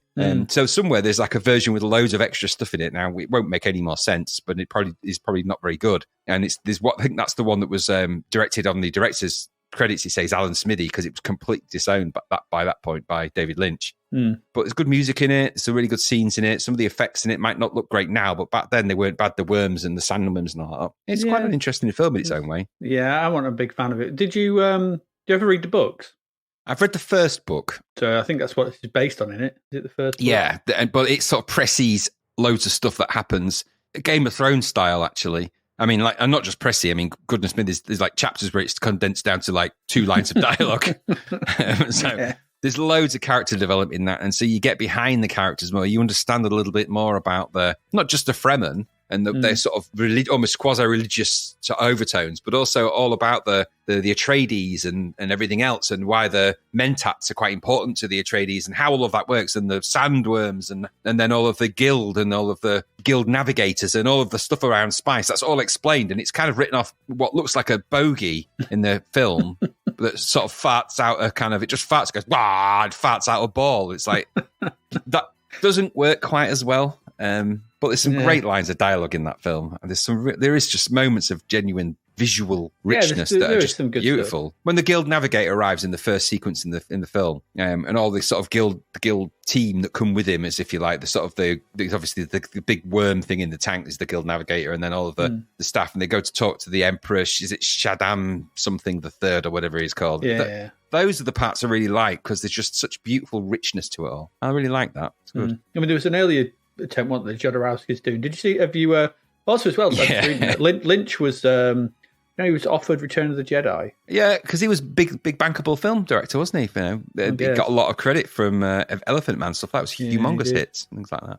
Clearly, making a Victorian period piece is clear link to making a massive sci-fi opera. I don't know how Hollywood works. An interview I saw with him, he deeply regretted taking on that project because it basically haunted his life and ruined his life for a while. Yeah. Because it pretty much destroyed his directing career for a long time, because of course he was just the guy that made that crappy Dune, when in reality, because it bombed massively, didn't it? Yeah, and it's never his fault that it did that. No. But there you go. No. Did you like the new one, by the way? I love it. I can't wait for the second one. Yeah, I think the new one's really good as well. Really good. Very good. Here we go. It's June 19th of June, not to be confused with 19th of Dune, is for the first time BBC Two broadcast during the morning. We're not showing daytime on 2. Programmes began at 10 a.m. as opposed to lunchtime. Not the morning. 10 o'clock, Graham. 10 o'clock. What's all this on BBC Two? Bloody, I'm not used to watching it at that time. Get it off. I should be at work. I should be at work. Yes, you should, dear. What are you doing? Absolutely. Lied in like another one of those fake Sundays. God blimey, I'm late. Anyway, new shows. There's not a lot going on in TV, but there was some new shows. 3rd of June, Young, Gifted and Broke. Yeah. British sitcom. British sitcom, which was essentially about 5 teenagers working at an electronics shop on the YTS youth training scheme. Making a youth training scheme, YTS, into a sitcom is pretty much the height of late 80s Thatcherism, I think. Yeah, isn't it just? Isn't it funny being on a YTS? It's really good and loads of fun, and you can do it, and you can do all that for £26 a week. What a depressing show as well. If you actually wanted a live action version of that, just head to a local Curry's.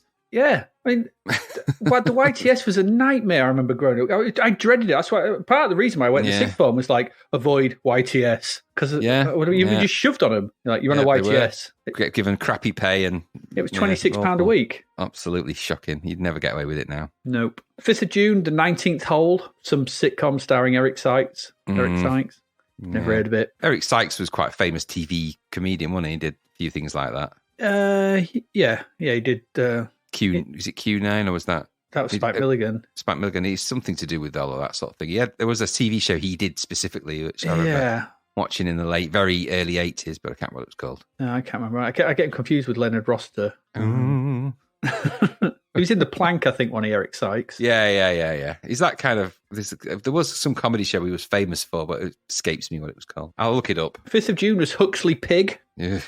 Some stop-motion animated children's television series based on a series of picture books by Rodney Pepe. Oh, Pepe, you are spoiling us. He was in a TV show called Sykes. We should have figured that out, really, couldn't we? There you go. with Hattie Jakes, wasn't it? Yeah, Sykes, yeah. There we go. 6th of June, Sounds Like Music. God, this thing. Oh, this thing. This is a British game show. It ran for about a year and was hosted by Bobby Crush. Good old Bobby Crush. That's a name we would make up for a fake game show. It is, and there he is. Good old Bobby Crush. There he is. It's Bobby Crush. Hello. Hiya. I'm Bobby Crush. You watched that link, I presume. You watched the episode. I did watch it, yes. Some of it. I watched enough of it, yeah, with his crazy eyebrows. It's just so boring. His eyebrows don't stop. Normal people's eyebrows, they frame their eye, upper eye. His are almost like going in almost a semicircle around the side of his head. So They're really unruly. They're really unruly. But it was also really boring. It was really boring. So boring. It's an insomniac's dream, if they had any. Yeah, the bit I saw, there was, apart from the fact that the clapping sounded like an audience of about 9 people. Never showed you pictures of there him, was did it? 3 of the most boring people sat there, introduce themselves in the most boring way, and then he was like, "So, this is the game. We're going to play you some songs, and you tell me what they are." I'm like, "Oh God, is that it?" Yeah. And then the music came on. It was some crappy opera or classical music that no one really is going to know. It's like, what? It was dreadful. What is this? It's so bad. And they're really close together. They were sat so close together, the 3 contestants. It's like everyone crammed into that desk. We only got one of them. Like, goodness me, they were tight quarters. Well, it's like that thing we watched the other week with where they had Kenny Everett and what's the face all on that one table. That's what I mean. They're like They cramming got a them in. dining table. Yeah, That's what we're filming with. So crap. So boring. If you didn't like that game show, though, could have watched on the next day Everybody's Equal.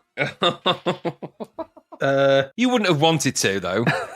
Originally, this was hosted by Chris Tarrant. It was later revived under the name Whittle and aired. Not Whittle and aired, Whittle, and aired on Channel 5 in 1997. Tell us about Everybody's Equal, Graham. You seem to have noted a lot here. It's a game. It's obviously Everybody's Equal is a game show. Now, the title sequence, right, is full of stereotypes. Remember, it's called Everybody's Equal. Yep. The title sequence featured a breakdancing black guy, a dotty and smiley OAP, a leering construction worker, a scanty model that he was leering at, and then a sneering secretary, all to the kind of music a 5-year-old with a broken Bontempi keyboard would be proud of. Tarrant then leapt into view dressed in the worst suit you can imagine and a dreadful tie, and then quickly cracks a really sexist, crappy joke about female workers at a Christmas do. Yep. The whole thing's not a dissimilar format to like the 1%, which is a recent show, or 15-1.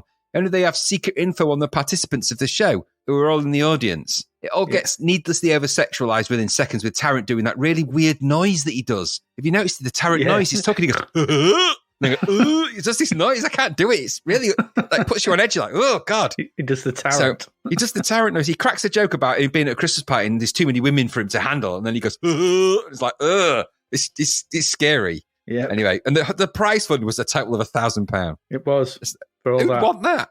Don't know. Someone in that audience, and there's a picture there, which is a pastel nightmare. They've got the audience for the show. It's the shittest Photoshop colour wheel ever. They're not doing much for the E and D there, are they? Really? No, not really. Everyone's equal, Parade. Everybody's equal. Yeah. Everybody's equally pastel. Shittest Photoshop colour wheel, isn't it? God, that's terrible. Yep. 7th of June, you could have watched Split Ends. You wouldn't, though. Why did you made me? You linked to an episode. I watched the beginning. I couldn't believe it was there.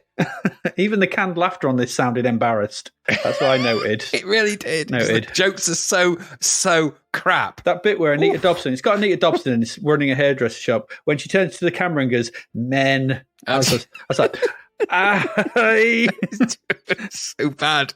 It's like when the woman walks in, the opening, even you can imagine it's an opening scene. And manageress walks around badly created salon, and then token worker walks in and goes, "Oof! Oh, I've had trouble with me men. Oh, men being men, and all the men. It's like, oh, that's what it's going to be, is it? Yeah. It's a good job they're in a hairdressers. Nothing says successful businessman in the 80s than being a hairdresser, does it? Terrible. It was dreadful. As was the and next Anita one. Dobson as well. Ugh. Well, everyone can fall in love. 9th of June, I Love It. Yeah, I didn't. No, I didn't. This was a Norman Lovett sitcom. I don't remember this. Obviously, you might remember Norman Lovett. He was Holly in the first few series and the later series of Red Dwarf. Mm-hmm. But he's playing a version of himself who's an inventor living in a world of surrealism with his talking dog voiced by Jeffrey Hughes. It's Eddie Yates, wasn't it? Yeah, I believe it was, yeah. Yeah, I was like, yeah, voice. But yeah, it's not good. It's not good. It's written and performed by someone who was clearly mad. Yeah, it's just really odd. There you go. 11th of June, We Are Seven. Let's just move on. 11th of June was The Manageress. This was a sort of drama about football team manager, wasn't it? Yeah, football team. Sherry Lungi was in it. He was Gary's favourite. He liked Sherry Lungi ever since the Excalibur. Yeah, he did, didn't he? He had a real thing about Sherry Lungi. Yeah, he's like, oh, Sherry Lungi, I'll be watching that. You won't be watching it, but okay. It was rubbish. All TV football shows are generally dreadful. Yeah, it didn't look very good. No, it wasn't. 11th of June was Tales of Sherwood Forest. This wasn't what I was expecting. Eric, the owner of a nightclub in Nottingham, is obsessed by the film Casablanca and dreams of being Rick Blaine. What's that got to do with Tales of Sherwood Forest? I was expecting some Robin Hood type thing. Okay, I didn't expect that. I didn't look into it, but I didn't expect it. No, but it starred Pete Postlethwaite.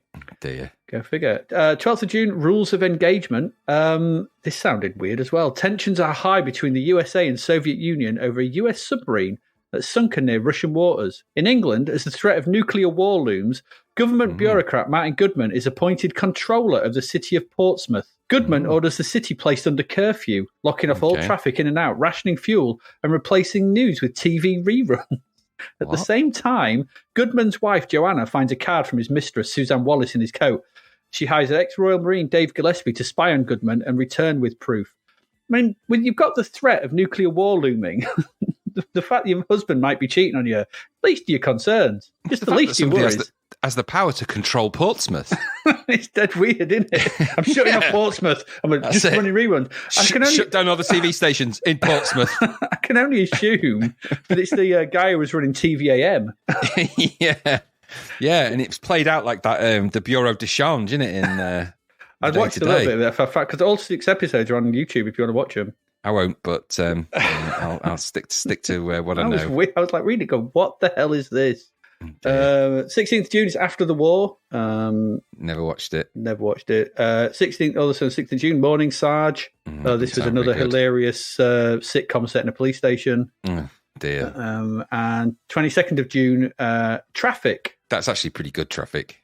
I mean, what is it? It's a 1989 British TV series about the illegal drug trade. 3 stories interwoven with arcs told from the perspectives of Afghan and Pakistani growers, obviously dealers and manufacturers, about dirty drug dealers and that, with British users. At the time, nominated for 6 BAFTAs, winning 3 of them, including Best Drama Series and Serial. It won an International Emmy for Best Crime Drama Film. The film Traffic, directed by Steven Soderbergh, was based on this miniseries. In turn, the 2004 American television miniseries Traffic was also based on both versions, which is a bit convoluted, as you say, but I would recommend all the episodes of Traffic, the original series, are on YouTube, and I would recommend you watch them. It's actually a very, very good show. Yeah. So it is worth watching. It is quite good, quite hard hitting, and quite, but at the time, those kind of shows were very unusual. So it's pretty good. Yeah. If you weren't interested in watching anything at home on your TV, you could have gone to the cinema. And on 2nd of June, you had a plethora of scary movies. You did. The first one, Warlock. Warlock is a 1989 American supernatural horror film. It starred Julian Sands as the title character. He was a son of Satan who travelled from the late 17th century to the modern era with a mission of destroying the world. Also starred Laurie Singer and Richard E. Grant as a 20th century woman and a 17th century witch hunter attempting to stop him. I forgot Richard E. Grant was in that. I've just realised, actually reading this, I'd completely forgotten about this film. But the plot I had for a vampire film is exactly that. Oh, bummer. I read the first 20 pages, so I was like, I just read that and went, crap. Bummer. It's changed. It's different. Put a giant squid in it. It's vampires, which makes it all the better. I always remember this in the cinema. In the video rental stores. Oh, it's popular. Warlock. It was always in and out that. Yeah.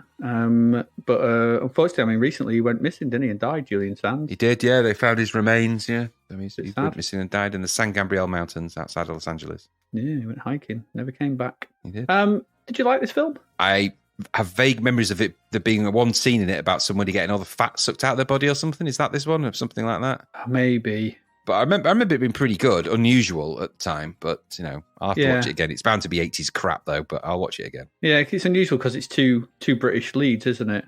Grant and Sands, yes, it is. So it's always a bit different.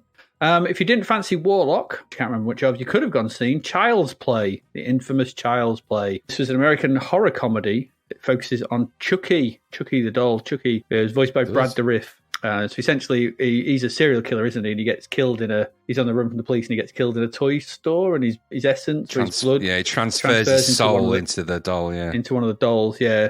So then that doll is then bought. It's a good guy doll, and it's kind of one of the original, dolls go crazy films, isn't it? Yes, yeah, it is. Doll film. But yeah, very much so, yeah. Outside of the sort of crappy black and white things, yeah, it is, yeah. Yeah. Did you like this? It's Chris Sarandon as well, wasn't it? Yeah, now I remember the first one being quite good because it was quite unique at the time. And obviously it had really silly sort of visual effects such as they were, but Brad Dourif is always a very compelling bad guy character and his voice acting is amazing. Yeah. I didn't realise that Mark Hamill did the reboot, but he was very good in it. But I've never like you, I've never watched all the sequels. I kind of watched Child's Play and I think I've maybe seen bits of the others, but they're all much of a muchness after the first one, aren't they? So yeah, because they're still going, they're still remaking them, aren't they? Because it was Bride of Chucky and all that kind of thing. Yeah, it's where it all gets just stupid after that, and it sort of is just essentially just a little doll child running around stabbing people, which is just a bit, I don't know, it looks a bit like the beginning of Halloween. If you didn't fancy either of those and that hadn't scared you enough, you could have gone and seen Paper House. I never rated this. I was not a big fan of Paper House. No, I didn't think it was very good either. It was just overrated, and it was just,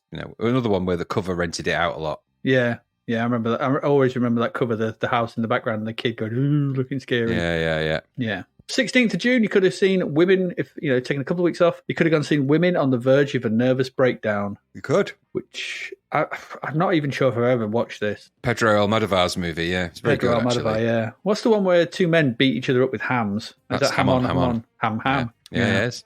Yeah. You seen this? Did you like this? Are you a fan of Women on the Verge? Yeah, it's a good film. All of Almodovar's films are actually very good and they're unusual. And it's very well directed. And of course, it's got a very young Antonio Banderas in it as well. And he's always watchable in all of the films he's in. So, I mean, my personal favourite is obviously Puss in Boots when he does the voiceover for Cat in that. But that's just me. What, not Assassins? No. Yeah, he's good in the films. The films aren't always good. I think that's it.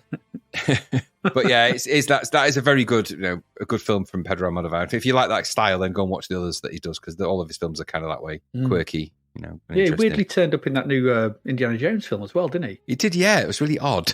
Yeah, it's like that's Antonio Banderas. What's he doing there? What's he doing there? It's just they're dragging anybody into that thing to try and give it some kind of strength.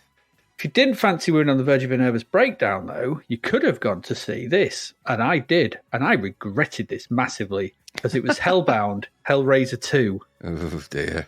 Me and my brother went to see this one Sunday night, and it was like we sat there watching it, going, "This is crap." Yeah. What do you say about Hellraiser 2? It's rubbish. It's genuinely in terrible almost every way, but I can't help but I find the fun in it. I actually always found the Hellraiser universe quite compelling. This is a rubbish film, though. I mean, really rubbish, and it's clearly a victim of all sorts of strangeness going on with it. It doesn't really make a lot of sense, actually. But and the script is just bad. I mean, the dialogue is bad. Yes, it is.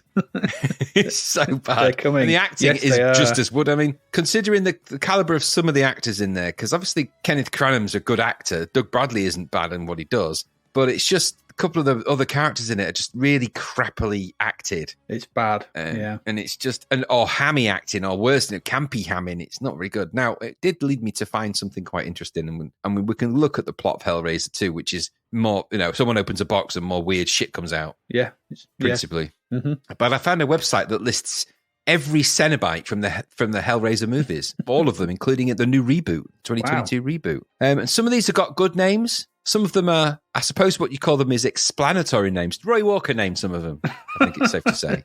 So just say what you see there. So you got Pinhead, obviously, who's got a head full of pins. The female Cenobite is also known as Deep Throat. Nobody I know called it that. Somebody's added that to make it sound cooler. It was just female Cenobite. That's the one who's got like the sort of things through it. Smurfette, isn't it? She's the Smurfette. Yeah, kind of, yeah. There's Butterball, which is clearly just an upside-down thumb. Obviously Chatterer, because he chatters a lot. Yeah. There's the Doctor, which is obviously Dr. Channard out of Hellraiser 2, which is what we're talking about. He's the one that gets the thing on his head and goes all... gets all gurgly, doesn't he, and weird. Then we're getting to the ones that... It all starts to go downhill for Hellraiser 3. So you've got Barbie, which is one that's covered in barbed wire. You've got Camera Head, who's a guy with a camera in his head. What was his name again? What was his name? Camera Head. These are pseudo-Cenobites, apparently. There's also CD Head. He's just a guy with loads of CDs glued to his head. That was the DJ, wasn't it, from the scene in the nightclub? Yeah, he was in the Boiler Room nightclub, and he gets loads of CDs in his face. There's Dreamer, She appears as another pseudo Cenobite in Hellraiser 3. There's Pistonhead, who's a guy with a camera through his tripod through his head. Why is Pistonhead? I don't know. There's Angelique, Siamese twins, Chatterer Beast, Wire twins, who are two sort of weird wiry twins. There's Chatterer Torso, Stitch, who's just got loads of stitches, Surgeon. Actually, the Surgeon one is actually pretty creepy looking. There's one called Bound. Then you've got Bound 2. And you see what I mean? They just don't keep naming them cool things. Don't just get Bound 2. Honestly. Little Sister, wonder where they got that from. Female Cenobite 2, also known as Chatterer 4, inexplicably. Pseudo Pinhead. The Gasp. The Weeper, who looks quite creepy, but looks a bit like the Jeepers Creepers thing. The Asphyx. There's the Mask. The Mother. Roland Voight. And that's all you're getting. That's it. That's all there is. That's all the Cenobites you could name. I mean, how many more do you want, really? That's too many. Too many. Yeah. Well, how many films is there now? There's about, 16 films of the franchise? I don't know. They're all crap. Mostly crap. They're generally terrible. I rewatched them all recently, and they're not good. Yeah, I watched the first one recently, and it's not good. No, it's not. It's not. It's really not good. It's gross, though. Yeah. It's really. One thing you can say about the first one is it's really gloopy gross in that kind of 80s gloop. Second one tries to do that. Doesn't quite work out when you're looking at a giant rotating diamond. You're like, what's that? What is that thing? And it all gets a bit blah, blah, blah. He done it with the script. Anyway, that's enough said. Enough said about Hellraiser 2. Also, same day, there was Lady in White. Yeah, I don't remember much about that. No, I don't think I've seen that. It follows a schoolboy, Lucas Haas, who, after witnessing the ghost of a young girl, becomes embroiled in a mystery surrounding a series of brutal child murders. Oh, God. Sounds a bit deep and harsh. That took a turn, didn't it? That sounds like that Kevin Bacon film, Stare of Echoes. Yeah, similar. Actually, yeah. Something like that. 23rd of June, though, you probably should have gone and seen this. I didn't. I saw it on video when it finally arrived, sort of thing, and that is They Live. Yeah, I wish I'd have seen that at the cinema at the time. I've subsequently seen it at the cinema, but I wish I'd have seen it at the time. But Gary convinced me to watch the stupid pirate copy he had. Yeah, that's what I watched as well. Stupid blurro vision. Good old Gary. Well, I mean, what do you say? I love They Live. I mean, They Live's great. And They Live gets more and more relevant every year. As stupid as it was back then, it's Roddy Piper and the longest fight scene ever, and the thing is, but the glasses. He plays a retired wrestler, which he is now. Yeah, but the thematic sort of film of the ruling class, the upper class, just being a race of aliens, strip mining the earth for their own good and their own profit, sort of thing. Well, there we are. Yeah. Okay. It's oddly prophetic. Yeah, very much so. And it's great fun. It's just a great fun Carpenter film. I don't think the ending works particularly well. No, Carpenter doesn't do endings really well. He's got final actitis, hasn't he, in some of these films? It's the sort of the downbeat, and then this one it's he manages to blow up the thing and hey baby, what's wrong baby? What's wrong baby? What's wrong baby? Yeah, the gratuitous sort of 80s breath. Yes. But the rest of the film is great. It's really, really, really cleverly done. There's some really, really clever ideas and stuff in it. And obviously, it's immensely quotable, incredibly well quotable. It's probably Carpenter's most quotable film, I think. Well, actually, I don't know. I suppose Big Trouble. Escape New York, Big Trouble. This one, they're up there in the upper echelons of I come here to chew bubblegum and kick ass and all that. But it's just the underlying thematic of this film that that keeps it. I think just makes it more and more relevant. I just think it's an amazing film. In a 25-minute fight scene is always good. Over trying to get someone to wear a pair of glasses. You could have just put them on. I always think, just put them on and you're not going to get punched a lot. But I like the fact that he just won't. That's what my favourite thing about it is. He just blatantly won't. He basically has to knock him unconscious. And even then, he almost doesn't get them on his face. And it's just, I love the fact that he's like, I'm not putting them on. No matter what you say, I'm not going to put them on. Yeah. I love it. It is so good. So stupid. It's the bit after that always makes me laugh. I mean, I've watched it so many times, but after the fight, they're both walking down the street, really badly bruised and lumpy of face. It's really funny. Really funny. Can barely walk. They're both like, oh. Yeah, they're shuffling along, both like, and he's like looking around at all this weird stuff. He's like, what the hell was that? And he's like, totally taking it in. It's just all lumps and smashed in face where they've just been literally knocking 10 bells of shit out of each other. Yeah, because, it's a great pairing of Roddy Piper and Keith David. Oh, they're brilliant. It's the best thing Roddy Piper ever did. Well, yeah. I don't even think I know if I saw him in anything else. Hell Comes to Frogtown. He was good in that. yeah. Okay, yeah. He that's the wasn't. one, isn't it? It's a crap film. It is a dreadful film, but this is just a really, really cleverly made, well done, well directed. You know, it's Carpenter when he was just knocking these films out left, right, and centre through the 80s, and it's a brilliant film. So, you know, if you pick one from this week, just go watch They Live Again. You've probably all seen it before, but I'm going to rewatch it again. Do yourself a favour and watch it again because it's ace. Yeah, you won't be sorry. You've got two guns. You're not sorry. It's a dumb film, but it kills me every time. Hey, lady. Beat your feet. You beat your feet. Beat your feet. I mean, arguably, you could probably say the next film is probably better, but not in my books. Because on the same day, there's Do the Right Thing. Yeah, another good film. Yeah, Spike Lee's Do the Right Thing.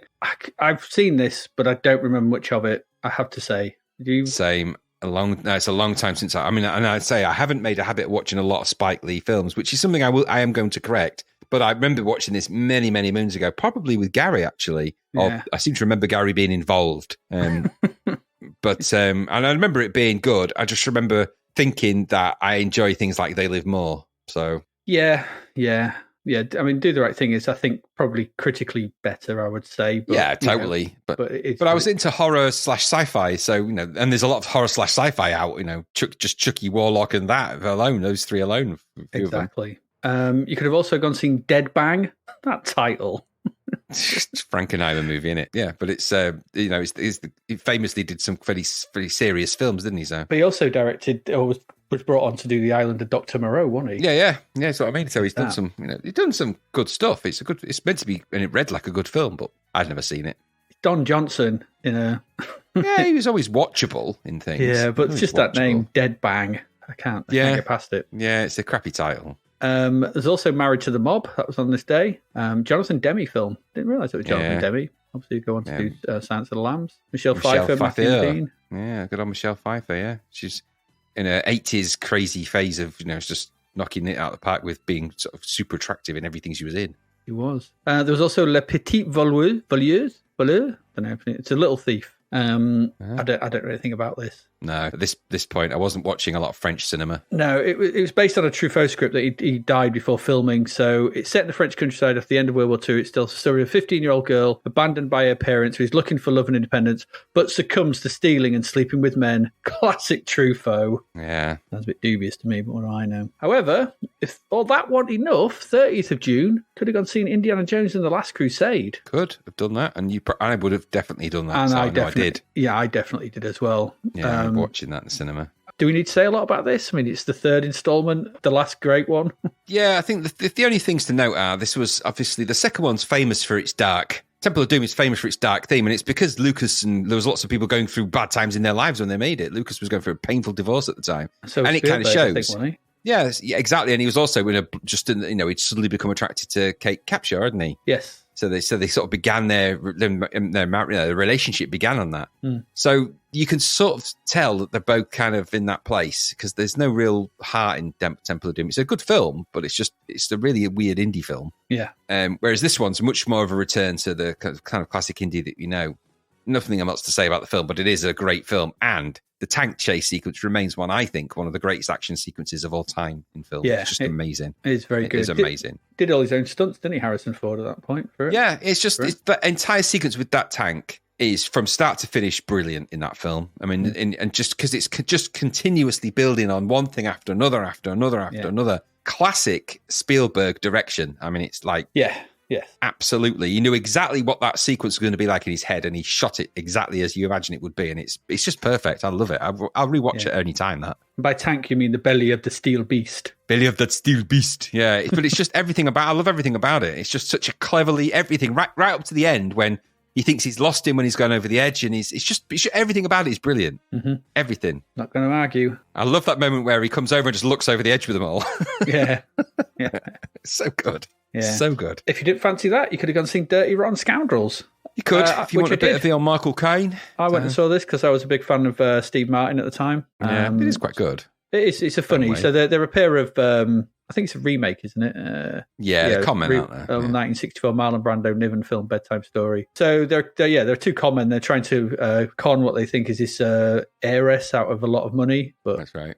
Does it turn out that they're the ones being conned? Yeah, and they're out trying to outcon each other as well, and it's quite funny. And it's good. Finally, for the month, you could have gone seen Miles from Home. This was an action thriller starring Richard Gere and Kevin Anderson.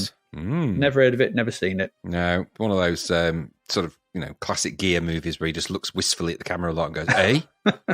Oh, those. Yeah, I know that one. Yeah. Those. And that's it. That was your TV. Loads of films. Loads of good films. Not much in the way of TV, though. But that's it. We're going to come back. We're going to go take a break. Then we're going to come back. We've still got 3 more games to get through, and a crapper, and the charts, and what's coming next week. So please do stick around. We'll see you in a bit. Welcome back. Welcome back to part 3. We still have 3 games, as I said, 3 games to get through. Let's waste no time. Let's get into the first one. And that game, Graham, is Octoplex. Octoplex. This is from MAD. Ooh. Mastertronic Added Dimension. This was £2.99. This was developed by MC Lothlorien. There's a Middle-earth DJ gag in there, isn't there? Did we ever cracked it before? I'm sure we have. We said it. Yeah, we did in the last episode. We said that we sounded like a Scottish DJ. It was coded by John Buckley, had graphics by Lee Corley, and music by Tony Williams. There's a story here, and even an opening cutscene to introduce the game. Oh, la, there is. I know. Fancy schmancy. You have somehow managed to annoy the great wizard Zolt, and for doing this, he has turned you into a subatomic mutant and imprisoned you in his giant molecular compound. Although, if you are subatomic, does he need a giant prison? Maybe he does. It'd be really... you get lost in it. Anyway, that giant molecular compound is known as the Octoplex. Your only way out is to reach the central molecular lattice. Sounds like something you'd have on your lunch. Where your increased molecular weight will unbalance the intricate structure and thus release you in a spectacular nuclear burst. That doesn't sound good to me. A nuclear burst is never a good thing for anything in the local vicinity. What do I know? I'm no nuclear physicist. The game starts with a nice title screen. There's some nice font work and a high score table and some chilled but pretty decent music to listen to. That was all right, music. Yeah, it's okay. No options to speak of. Pressing fire greets us with a shot of the wizard on the right of the screen, zapping you on the left as you beg for mercy for whatever you've done to annoy him. And he changes you into what, to me, looked like the sort of less good-looking brother of the character from Nebulous, I think. So it's sort of that kind of look. You're a sort of little green blob thing with legs. And from there, you're whisked into the game. And what we are greeted with is a top-down painter-style game. Okay. I guess it's a painter-style game. Each level is a series of smallish mazes that get bigger as you progress. And the aim of the game is to traverse every inch of the maze and essentially just colour it in. So as soon as you move over a part of it, you sort of coloured that bit in. You've got to go do the whole maze. Once the maze is coloured, a number of molecules, which are just flashy, glowy things, will be released around the maze, and you must then collect all those to progress to the next, more complex maze, and so on. It didn't actually say how many mazes there were, and I didn't finish it, so I don't know how many there are. I don't know if you've got a note of that, but there seems to be quite a lot. Quite a lot. Of course, things are not as easy as that, and there are numerous elements in your way that make completing the mazes more difficult. The first are the subatomic nasties, that's the instructions name for them, that patrol the mazes. These move along the paths at the same speed as you, and some even shoot at you. And contact with one of these or their bullets will cost you one of your 3 lives.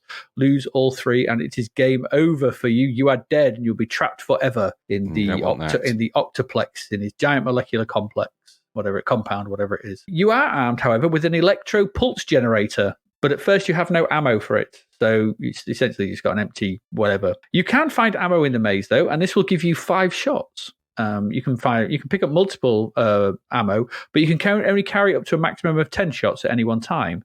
And you can use these shots to shoot the enemies when they're heading towards you. This gets rid of them for a short time, but they will respawn quite quickly and be moving about the maze once again, so you only get a brief respite from them. The maze itself also has a series of gates. These come in 2 kind of different ways. Some of these are timed and will open and close at set intervals, kind of like jaws. They're like sort of metal jaws, and they sort of open and you move through them, but they can also close. When they close, you can't move through them. Also, as well, if they close while you're in them, you don't die, you're just stuck for the time being. And these can be annoying if being chased by an enemy, especially if they're closed, because you can't get through them and you have to wait and an enemy will kill you. Other gates, though, are numbered, and their state can be changed by going over the same numbered switch. So they start off locked, generally, but if you go, so if they're, like I said, if they're locked or they're open, if you go over the switch with the same number, it will close or open it, and vice versa. So if you keep going over that switch, they flick from open to closed, and they've got numbers on it. So you go over the number 2, and it opens all the number 2s on the maze. Number 3s open all the number 3s.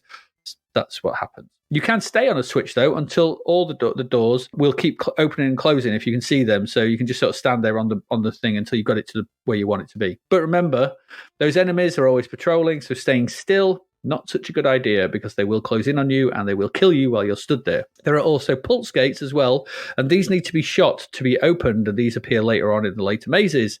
And that's really, what I found. That was kind of it. There's other things as well that you can find, but I didn't quite work out what they were, and the instructions were a bit hazy on what some of the extra things that you picked up were, as in didn't really say anything about them, so I didn't really know what was going on sometimes. The mazes themselves get quite tricky quite quickly, with multiple enemies moving about after the first one, and you've got to work out the correct way to progress through, as you need to visit certain parts of the maze first to find the switch to open certain locks that unlocks access to other parts of the maze, which will have the lock, the switch to actually open other locks, and so on and so forth. So it's kind of a learning process where you're kind of running around the maze at first, but you'll run into a dead end and you'll be like, oh, where's the opening for this? And you've gone in the wrong direction, and so you have to keep trying the maze over and over and over again. When you get into the later mazes and you don't have a lot of lives, it gets fairly tricky to do, because death can be quite quickly, because you can get trapped quite easily and one of those monsters comes and you're dead. So yeah, that's kind of the game. You're kind of sort of trying to learn these mazes, and you have to essentially you're trying to learn to speed run them to work out the best route to take through the mazes. It looks okay for what it is. The smooth full screen scrolling, which is always nice to see, and it uses the bottom border for the UI, and that's also nice to see, which shows your lives, the time left to complete the level, and along with what looked like a weird hamburger shape. But I wasn't sure what that was for. I think what it is the amount of the maze you've covered up so far, because I think there's a bar in the middle that slowly fills up, and I think that's the actual sort of, but it fills up really slowly. So it's hard to tell, because obviously the percentage that it's moving at, it's only got like about 15 pixels. So it takes ages to do anything. The sprites, they're okay, I guess. It's seen from the top, so it's a top-down game. There's sort of jelly-like enemies that move about. It's all, and the maze is like just a series of tubes. It's just a series of lines, and they all seem to connect at 90 degrees, but it all works. It's got a decent aesthetic. It's fine for what it is. The music throughout is decent enough, and I thought it's kind of got a weird, sad, melancholic feel to it as you play. Adds a bit of a somber atmosphere to the proceedings. Yeah, I'd say that. It's an odd one. But the game itself, it's not perfect, though. All right, it's all right. I found the controls a tad unresponsive at times. We've had this in other games where they expect you to hit 90-degree turns. There was that other one we played, which was sort of similar to this, where it was left to right scrolling instead, and you had to sort of go up and down. Yeah.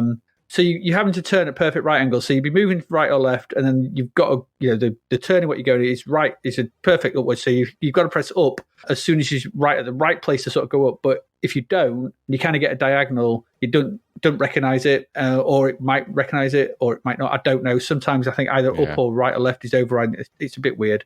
It's just sometimes wouldn't do it, wouldn't turn it. It would just carry on in the direction I was moving.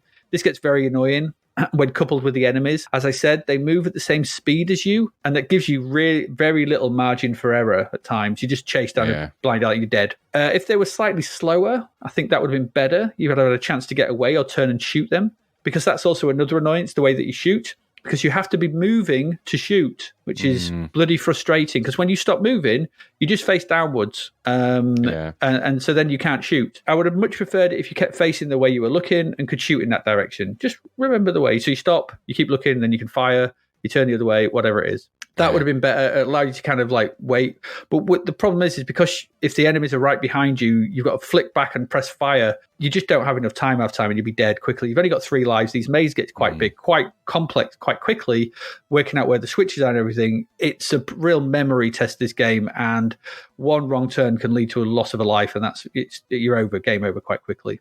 And this makes all this sort of thing, having to moving towards the enemy to fortify the weapon, it makes traversing the maze, and I also thought the view was maybe just a little too zoomed in. Quite often The scrolling's not bad, and it scrolls with you, so you're in the center, but you're just a little bit zoomed in. I think it could have been better just put the camera pulled out a little bit. I just thought it made it just a little bit harder than I felt it needed to be, because death could be quite quick. You could, as I said, easily get chased down a dead end due to the doors and switches that you might not know are there, and you just don't have enough at your disposal because you might have not any bullets, so the controls are not forgiving enough, so you might want to turn, because they won't follow you so much. They won't always be after you. They're kind of like Pac-Man ghosts. They don't always follow you. They'll just carry on. But if you're in a dead end, there's nowhere to go, so you just don't have a decent chance to react on quite a lot of times. And I found death was more punitive than I really wanted it to be, and sort of put me off sort of wanting to try and keep going with the game. On the whole, though, I mean, it's okay. It's £3. It's got a decent premise. There's some I think there's a nice code base underneath it. I think it's quite good. It's slick. There's a nice front end. Title screen's good. There's high score. There's an opening little cutscene. The graphics work. The scrolling's nice. There's sprites in the border. All those kind of things are really good. There's a couple of some design tweaks would have really let the player feel a little more incentivized to carry on. And I think this would have made this into another, like we said about some others, a bit of a lost budget classic that we didn't come across. But as it is, they didn't. And so it's not. It's almost there. It just needed a little fine tuning in the enemies and your abilities and the controls. And I think you've had a really good little cracker of a sort of budget game here, but it's just not quite there. What did it get? It got 70%, and I think that's probably about right. That's where I'd put it. What about you? What do you think? Yeah, I mean, I quite like this. A puzzler game that leans on an arcade-style heritage with some success. It's a neat little game for £3, really. Well presented, nice front end, loading screen, title screen, animated mini intro. Those are all good things. The nice little arcade tropes. It had that vibe. It had the arcade snappy vibe. Mm-hmm. Yep. The game itself was nice to play with quite simple, well-realised sort of, fiendish puzzles, actually, I suppose is what you could describe them as. Quite hard when it gets into it. I suppose what you need to do looks easy, but it soon gets very tricky as you go around the map and you realise that you've opened the wrong door with a numbered gate, and the numbered gate has gone close the one behind you, and you've got to sort of... And there's a lot of backwards and forwards in, which I suppose could get a little bit... Yeah. Mm-hmm. Bit annoying. And also, you're right, the view's just too zoomed in. Just a little step back would have just meant you had a little bit more view, and that would have given you a little bit more. I think it would have just worked a little bit better. Mm-hmm. But it's got those arcade tropes, so the parameters of the game are kind of immediately there on the screen, and it just builds on that challenge with what become very complicated mazes, I have to say. I thought the graphics looked quite nice, effective enough sprites, good colours. The colours were quite nice on this, no crazy colour schemes, very smooth scrolling, simple UI in the bottom border, which is always nice to see that someone's taken the time to just think about that. Mm-hmm. Again, just arcade tropes. The music was unusual, I have to say, but it wasn't unwelcome. And like you've said, actually, I've pointed out, I've written the same thing here. It's the same familiar Sid melancholy that we've come across. I think it's just the Sid tones. They can have that kind of tone. But it seemed to fit. It's unobtrusive, I suppose. It sort of fits in the game flow. Now, I'd never heard of it. I'd have been happy, I think, for £3. I think Zapped gave it 70%, but they also gave it only 160 words of review space, which is, I think, a little bit selling it short. I thought it aligned with the kind of budget puzzler-inspired games of this type, so with the Bomb Fusions, the Slimey's Mines, maybe not as good as that, but that sort of ballpark, that sort of game space. But it's a good puzzler, all said, for £3. Should it have been up higher, maybe in the sort of 80s? I don't know. But it's. I thought it was quite good fun. Now, I think that Action Service got 44%, so not sure. I think maybe it deserved a little bit more than that, or maybe Action Service was just I think that's way too high. But for £3, this isn't a bad old game, and it's certainly one of the better budget games we've played in quite a while, and certainly better than Real Ghostbusters and Titan, which are both full price. So make of that what you will. I thought it was okay for a budget it's game. a nice shading and stuff, like you said, the colours on the maze, like those little bubble ball things around the whole thing and stuff. So it's got a nice aesthetic to it. I just think it's just a bit too punishing at first. Yeah, it's a tough old game. It is tough, but yeah, it is. It's just one of those kind of games. Does it have that? I've got to get on with it factor? Not quite, but it's all right. Yeah, not quite. There you go. It's all right. All right, £3. I think, yeah, you're right. £3, you wouldn't be too dissatisfied with this. I think you'd be all right. There you go. That's Octoplex. 2 more games left for June. Let's get to them.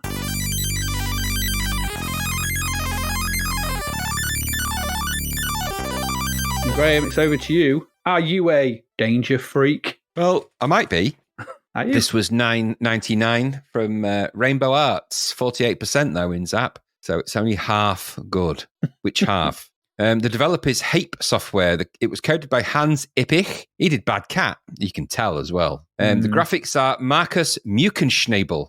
Good name, that. And the musician is Chris Hulbeck. I suppose it's been a while since we had a Stuntman game, isn't it? A little while. Well, or has it? Not really. We had a Stunt Bike Simulator back in episode 103. We had Super Stuntman back in episode 119. Maybe it's just stunt games are an underrepresented genre. And, maybe the stunt performers weren't getting their 8-bit dues. Who knows? Well, there comes another game then to plug the blatant game gap that was existing. This time, I got to say, this time, as I say, from Rainbow Arts, Danger Freak is set in the speedy and dangerous world of films. In fact, 3 individual films that are connected by an interlude. According to the blurb, Danger Freak is made up of 3 individual films. Each film is made up of several phases and must be completed at the end of each level. You will be able to see the number of points you have earned. The number of points depends on the amount of danger, time, the number of cuts, and your health. And up to 4 players can take part in the game. In the interludes, all 4 players can play together at the same time. You also have the possibility to play against the computer as well. That's as much as the information as I could get from that. Mm-hmm. So there are 3 films in this. The first film is called On a Highway to Hell. The second film is called Jet Bikers and Shark Hunters. And the third film is called The Flight of Icarus. Phase 1 of the first film. So you'll load the game and go through all the brouhaha, get the game, and you'll eventually get it started. Mm-hmm. And you'll notice that you start on a motorbike, and the idea of the game is you've got to ride your motorbike from left to right, avoid the hazards, duck and jump over obstacles to get to the end. Quite nice graphics in this bit, quite nicely animated. Yeah, it's a little bit on the easy side. So things aren't that particularly difficult to do. You find yourself just jumping a lot, and you'll occasionally come off. And obviously, you've got a certain amount of cuts and a certain amount of things. So obviously, it's meant to be like filming, and so you're meant to try and do this in as fewer cuts as possible, I guess, in order to get the dollars. The more, the better you do, the more dollars you earn. And that's the kind of the idea of this game, is to be the one that earns the most dollars. And it's kind of a weird take on a multi-stunts, multi-event game. Only all the events kind of exactly the same with different modes of transport. And you have lives. So, yeah, which is, again, we did that in the last stunt game, though, didn't we? We had lives in a stunt game. When we questioned it then, we're like, why does it have that? That's weird. Anyway, you ride your motorbike from left to right, avoid the hazards, and try and get to the end of that level. The next bit after that, you got to jump onto a convertible car off your motorbike with crackerjack timing. It's really hard to do, I can tell you. And then when you do that, you land on the car. Then the car, you have to move the car with your joystick and sort of move the convertible, because the rope will drop from the sky. I'm guessing it's a helicopter. And the plan there is that you must leap onto the rope and then away onto. That's the first film, Wrapped. It's a wrap. Mm-hmm. Then you'll get your interlude, which is a top-down track, principally straight from BMX Simulator, but really, really overly bendy and pointless. Why? And my feeling is it's because these were games. These are all, I think, with the exception of maybe two of these are one game with different graphics, and there's something else shoehorned in for no good reason whatsoever. It doesn't really make any sense. No. So, and that's how it feels as well. These feels like interconnected by the fact that the Euro characters are in them, and they are, quite well drawn. The graphics on the motorbike are good, quite reasonably sized sprite. The way his hair moves and the way he flies when he jumps. So those are all nice little touches, but there's nothing to it. It's just really dreary. It's just that. And it's not a lot of visual feedback or cues given to you. You're just kind of riding along until the end. Mm-hmm. Like, okay. So then film 2 will start. Once you've gone through all of that, you'll get past that. And by the way, you just sort of go around the track and it just drive into an end bit and it just stops. It's like, there's no you won or anything. It's just like, nah. And then you have to wait for everyone to do it, which is really boring because the computer rider is really slow. And then it's like, what was that even for? You get a bit of money and it's like, right, film 2, Jet Bikers and Shark Hunters, jet bikes. We're back to bloody jet bikes again. It's jet ski. They're jet skis. For Christ's sake, jet skis. So you're on the jet ski. Jet skiing from left to right, avoiding hazards, including sharks that kind of shoot in and aim for you and other such water hazards. Very similar to the motorbike. Although I have to say, the graphics in this bit are very effective. So when you're actually sort of jetting through the water, you get a nice sort of trail of water behind you in the water, and the effects are actually pretty good. It looks really nice, this. Now, this could have been almost, if you'd have made this level into its own game with its own sort of logic and stuff, you could have made a budget game that was just that. It would have been perfectly passable, and it was certainly better than the other jet ski game we played. So I thought it would have been a nice little game in its own way, maybe a bit like a water-based version of some of the motorbike type stunt games that we've seen. What do you call it? Kickstart, like a jet ski version of Kickstart. Kick ski could have been kick ski, couldn't it? Could have. But it wasn't. So it principally plays out exactly like the phase 1 of the first one on the motorbike, only you're on a jet ski this time. So you go over jet ski type things and jump in the water and jump out of the water and do all that kind of thing and avoid the shark, which is really easy because once the shark comes onto the screen, you know exactly where it's going to go. So you just move up out of the way.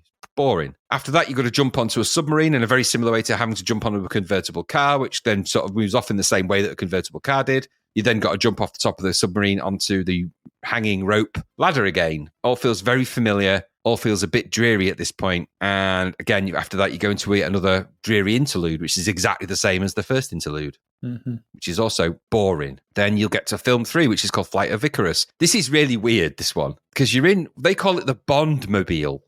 But you're in what looks like a flying bullet, meant to be some kind of James Bond-esque sort of flying vehicle, aeroplane, but it just looks like you're in a short-winged bullet, like a rocket you've been fired in. And again, you fly this thing from left to right, avoiding hazards and such and things that fly at you and everything. And eventually you'll actually get hit by a missile from behind. You can't avoid it. And then the thing will blow up and you'll shoot upwards into the sky, and then you'll slowly descend in a parachute. As the parachute descends, you've then got to navigate your parachute and parachutist carefully onto a small landing pad, all the time with a really weird smile on your face. And then when you do that and land, it's the end of the game. It just ends. And it's like, here's your money, here's your dollars, end. And that's it. You don't get a lot of bang for your buck, do you, for that? That's kind of all you get for that.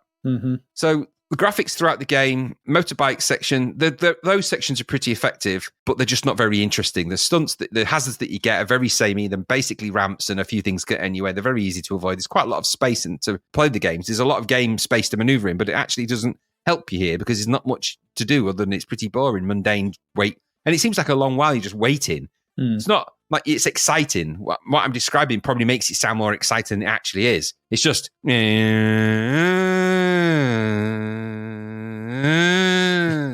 just that. It's that. Like, okay. And even jumping onto the convertible and everything else, because you control everything with the joystick at your own pace. You speed up and slow down the motorbike. You speed up and slow down the jet ski. You press 5, jump. Nothing feels that it's that difficult or challenging. In fact, the only real challenge is getting around the interlude tracks because it's so bendy, it's ridiculous. And it's that stupid control system that I hate. The Flight of Icarus one is really, really stupid as well. The only one I had any time for was because they all kind of look left to right the same. The graphics, there's even like parallax scrolling on them and everything else. The background and the details, in of themselves, they look quite nice, but they're just quite boring and they don't quite work. And I don't get how it all ties into anything. You kind of earn arbitrary dollars for the stuff that's in there for things, but it's sort of explained in the instructions, but it doesn't feel like you're really getting much out of it. You know, you play the games and you get to this sort of boring black screen with a few, you've earned $700. Like, it's like, there's nothing to it. Just feels like all of those parts are a second thought compared to the actual gameplay, which was, I suppose, it's all in the graphics. They clearly drew it first and then thought about it later. Music from Chris Hillsbeck, not his greatest piece of music either in there. It's all right, but it's nothing amazing. He's done a lot better than that. This just feels a lot like a very dull drive from left to right and not very long. And the game's alarmingly short, really, if you go through it. I went through it fairly quickly. So did I like it? No, not really. I suppose it's a lot of money for what this is. Had any one of those two decent parts, the motorbike bit and the jet bike bit, they could have made that into just those two things. Scrap the Flight of Icarus movie, wrap this into some kind of 2-player race game, because you know there are ways you can play this 4-player, I guess, but I don't know how that would work. I didn't try it 4-player, but I think you could have made something better out of making something better out of those first two films. Scrap the third one altogether and do something with even the jet skiing, because you've got that really nice jet ski effect. It really looks the part, that the way it goes through the water and everything else. But other than a few technical things that make it look quite nice, I didn't feel like there's a lot to do. And for £10 for this, it's a lot of money for not much to do and not much process and thought gone into it. So it kind of lost me at that point. And I was like, looks nice, but there's not much to it. It's a bit vacuous. What about you? Yeah, pretty much the same. It's an odd title, this. And I didn't particularly find it very enjoyable to play, because it seems like you read it and it's like, oh, it's going to be kind of a multi-event game. Okay, yeah, fair enough. It's kind of, and I thought, there'll be these different things to do. It'd be a bit of a weird take on a multi-event game. It's going to be like Run the Gauntlet, maybe, something like that. Yeah, something like Run the Gauntlet or anything like that. But then it isn't, because failure at the first one means it's game over. Yeah. So that confused me. It's like, oh, it's not a multi-event game. You have multiple players, but not multi. I would have preferred this if it was a multi-event thing and the different things, and had done some kind of like, Danger Freak would have been some, like you said, like Run the Gauntlet or that, alternative world games or something or other. It's just different. Different. Yeah. Put a replay in it so that you could watch yourself play it back in some way, like in a movie. And you got better scores, and that's how you managed it. So, and it was like that, like the Epic style. But this gated approach, I don't think it works. It doesn't work for it. I mean, it as you said, it looks pretty good. some nice sprites, nice parallel scrolling, good backgrounds, nice sky, nice mountains, all that kind of stuff's really nice. Yeah. Apart from the top down bit, which is ugly for one of those type of things. It's really. It is ugly. I mean, did we not have this vacuousness with? Did they do the Trolls game, the recent Realm of the Trolls? Was that one of theirs? Well, it's rainbow art. Because that has that same sort of problem. Nice graphics, but the game was empty of game. But then Bad Cat was the same, wasn't it? It was sort of weird multi-event nightmare thing. And it was also really odd. Yeah, but yeah, so like you said, nice sprites, visuals good, sound didn't annoy me. Some okay Hillsfar stuff's okay. It was all good, but the gameplay was weak, and I actually thought it reminded me of Metro Cross. Yeah, yes, actually, yeah, very good call. Yeah. When all was said and done, before it went into that weird Super Sprint knockoff, which was I wasn't entirely sure what to make of all this. I can't say it was something I enjoyed and could see catching on. Filled me with a sudden sense of gloom. Exactly. Yeah, it did. So, Danger Freak. It just wasn't really, was it? No.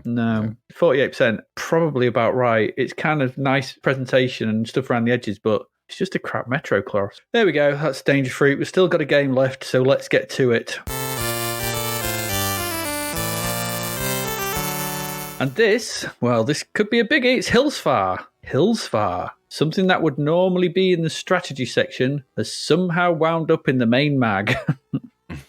And so here we are with Hillsfar from SSI, or Strategic Simulations Incorporated. It's got 80%, and it was costing $19.99, Graham. That's a lot of 20 quid. 19s. That is.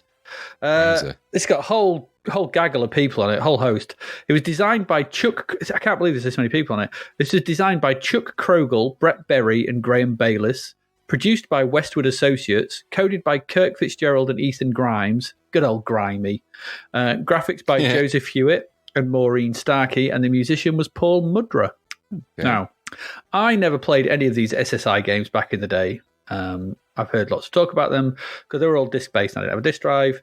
So I didn't get to play them. But it's just a bit of a shame because I was, I did play Dungeons and Dragons back then. And I always wanted to have a decent Dungeons and Dragons action or something, kind of strategy game for the C64. I never really got to play one, so a bit of a shame. And by the time probably something did come along, I was out of the scene. Anyway, this is one of the advanced D&D games made by SSI. Some others that they made were Champions of Krynn, Curse of the Azure Bonds, Pool of Radiance. There were others as well. These were based, apart from Champions of Krynn, I think Curse of the Azure Bonds, Pool of Radiance, they were based on the Forgotten Realms strand of stories.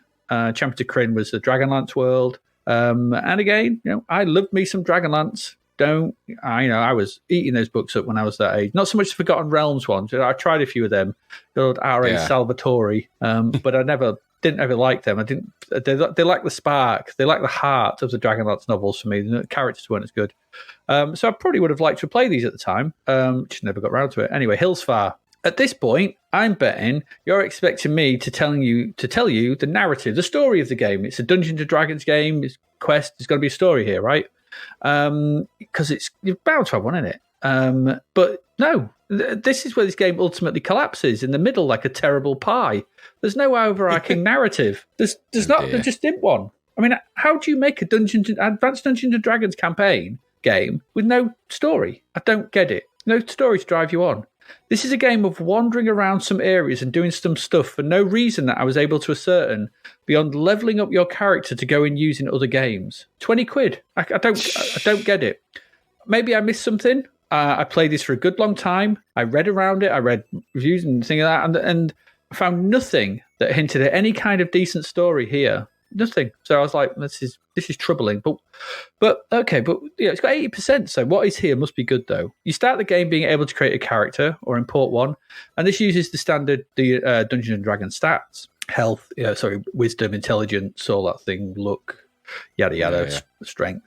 Once you've created one, you can go off and explore the land. The manual that comes with the game has a map of the world, and you can use this when you want to plan where to go, because the mapping game where you sort of plot where your next event goes doesn't have anything labelled, so you need to use the map.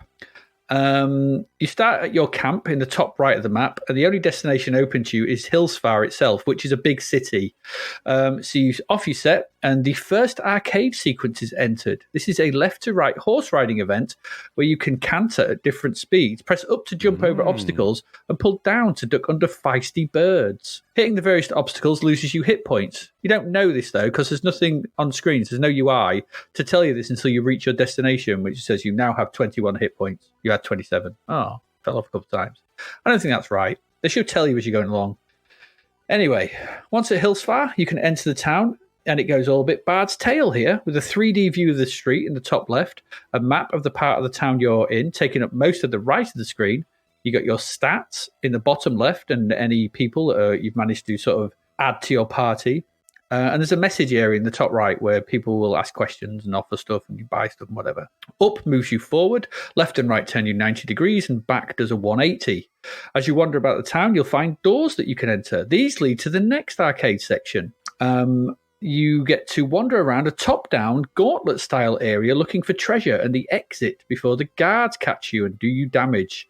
Sometimes you will have to pick a lock. In a confusing lock-picking mini-game, I couldn't really get my head around, even though I read the instructions and tried, but I was like, I don't understand this.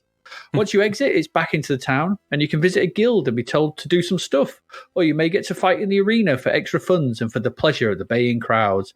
All these have the inside thing. The arena has its own entirely sort of separate sort of fight thing where you can waggle your stick at another thing, and it's whatever.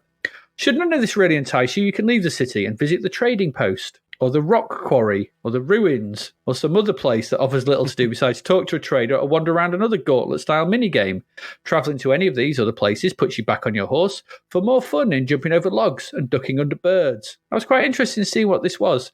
I was expecting some kind of Dungeons & Dragons game where I was on a quest to defeat something or other, but no. It's a series of small games held together by some horse riding and the ability to transfer the character into other games. A good D&D quest should pull you in, have interesting characters, stuff going on. This has none of that. The minigames are not even that interesting. The horse riding is boring, and the gauntlet bit is jerky, pixel, character-sized scrolling and ugly. Even the arena offers very little challenge, and the lockpicking minigame is equally boring. It's interesting to read the Zapped review of this and see all the reviewers crowing about how brilliant this is. All of them loved it. They're all going on about it. But they're just going, oh yeah, you get to do this, and you get to do that, and you get to do this. But none of them actually mentioned that the game is pointless in the extreme. There's nothing to do here. Not that I could find. A few months back, we had Times of Law. Okay, another similar sort of thing. Some we wouldn't have normally looked at, but we did. And in comparison, this is 3 discs of empty space. Times of Law was just, once you got past that open sequence, single load game with that massive world in and loads to do and a huge quest to go along on. This is a bland, empty, dull game trading on the back of the D&D license that underpins it. What an odd and bad thing this is. 80% for essentially what would now be a DLC bit of sort of earn some extra XP to put into the main game, which was, I think, Curse of the Azure Bonds, which I think was the next one long. Now, I didn't understand this, and it was not at all what I was expecting. And the mini games themselves, the bits that I played, they were just rubbish. I just didn't like this at all. I was just very, really disappointed in this. Massively disappointed. What about you? Goodness me, this. I mean, these are never my cup of tea, these games. I mean, they're not. So this was going to be a struggle. Now, this is all very standard AD&D territory, really. The big city to explore, classic D&D group arrangement, character size, character forms, character sheets. It's got the tropes all there. The character creator part, nice and simple. The way the game works, I suppose it's true to this kind of thing. It's just it's without much of the charm of those kind of things. And I think the bigger problem here is that the way that they've made the game actually kind of destroys the imagination required to make these games really work. So it's sort of counterproductive. I mean, I suppose, okay, the horse thing was weird. So when I started the game, I created my character, cleric character that I had, and then I horse rode my way to Hillsfar in a really annoying sequence that took ages, and I just kept jumping all the time. I was like, stop jumping, I don't want to jump. That's what it was doing, what it wanted, really. Do. Got to Hillsfar, and then of course you get to the bit where you're sort of navigating around the city with an arrow, essentially, and it's that. I suppose there's that little tiny 3D window, and it's all very exciting. But the problem is it's just a great big map of nothing. Yeah. Just wandering around empty streets, couldn't find doorways. I eventually found my way into what is the sewers. And then I got into this kind of really weird encounter where I was kind of walking this flickery controlled guy around this big empty maze thing, apparently transporting to this thing. I inadvertently walked onto a transport I couldn't see. Yep. I kept getting told that the guards were coming, you need to get out, the guards are coming. I'm like, I don't know how I got in. So I've got no idea how I'm going to get out. I was wandering around, kept walking over treasure things. It was just utterly devoid of everything that I had experienced. Now, I was like you, a D&D player in my youth, and loads of adventures I've been on, loads of, both solo adventures, both adventures in groups of different people, and you come to understand how to play Dungeons and Dragons and AD&D, whatever. You understand the principles of creating a world of imagination that you then get to explore with the controls of a dungeon master. You need that for this to work. Yeah. You need a compelling explanation. The little pamphlet that you get about Hillsfar isn't enough. No. So you need a reason. Yeah, exactly. It can't just be there's a city to explore, go and explore it, adventure. It's like, hang on, that's not how adventures work. It's you've heard of this ancient thing in this deep, dark pit. Exactly. There's, you gather a few people together in the tavern. Yep. And you decide that you're going to go on an adventure, and then you go and explore stuff, and you encounter things, and you have to fight them off. And then you find the lost amulet of, do-da-da, and that's something that, tells a bit of the story, and the good dungeon master takes you on that journey all the way through. I mean, goodness me, if anyone's even questioning that, go and what's the entire principally the entire first season of Stranger Things is built around people that play Dungeons and Dragons character and have to fight kind of an upside down version of their own Dungeons and Dragons imagination. So it requires that. It requires that breadth. It don't have to be much. It's like, there's rumors of a thing in the nearby woods. It's a quest. You need a quest. It's a quest. You need a quest. It needs a quest, and you need a proper guide. It can't just be here's a pamphlet, go in there. They go in that city, there's bound to be stuff to do. I could tell you, I wandered around for ages. There was nothing. Yeah. Nothing. There's not even encounters with people or anything particular. There's nothing. I was just wandering around controlling an arrow in the most boring way possible. And I found that really annoying. When I did get inside the buildings, such as it was all the sewers or whatever I was in, the controls were flickery, it was lumpy, there was fidgety, shuffly scrolling. It was all completely isolated. The graphics were terrible. There was no real thought into it. What it wasn't was engaging any of my imagination. I'd rather have just had explanations of that, gone into sort of, but I mean, they got this right with a budget game so long ago with Master of Magic. Did it beggars belief that you wouldn't think that was the way to make something like this and make it interesting? Mm-hmm. So £20 for this, just go and buy Master of Magic because it's better. Yeah, exactly. And it's a lot cheaper. Yeah. And you're on a quest for something, which makes sense. Yeah. It's got all the trimmings and all of the brouhaha of people that play Dungeons and Dragons but never got it. Yeah. That's what the problem with this is. Yeah. So I didn't think much to it at all. I think it could just stay there as far away from me as possible. There's loads of encounters in there, I don't doubt, somewhere in there, but I never found any of them. So and that tells me that probably isn't many. I don't know if this is a good one of these. My guess is that it's got 80%. I haven't played enough of these on the C64 to even give it a score of my own. But I have played a lot of Dungeons and Dragons, and that is not how it works. No. So for me, it was absent of the adventure. And as you say, the quest. Well, if you haven't got a quest and you haven't got an adventure, you've got nothing. That's what Dungeons and Dragons is all about. So no, like I said, on the back that not many episodes ago, we had Times of Law. Yeah, that a completely different realm for this. Yeah, it wipes the floor. Yes, it does. Absolutely. No. Yeah, I wasn't sure what to expect from this, but it wasn't that's for certain. No.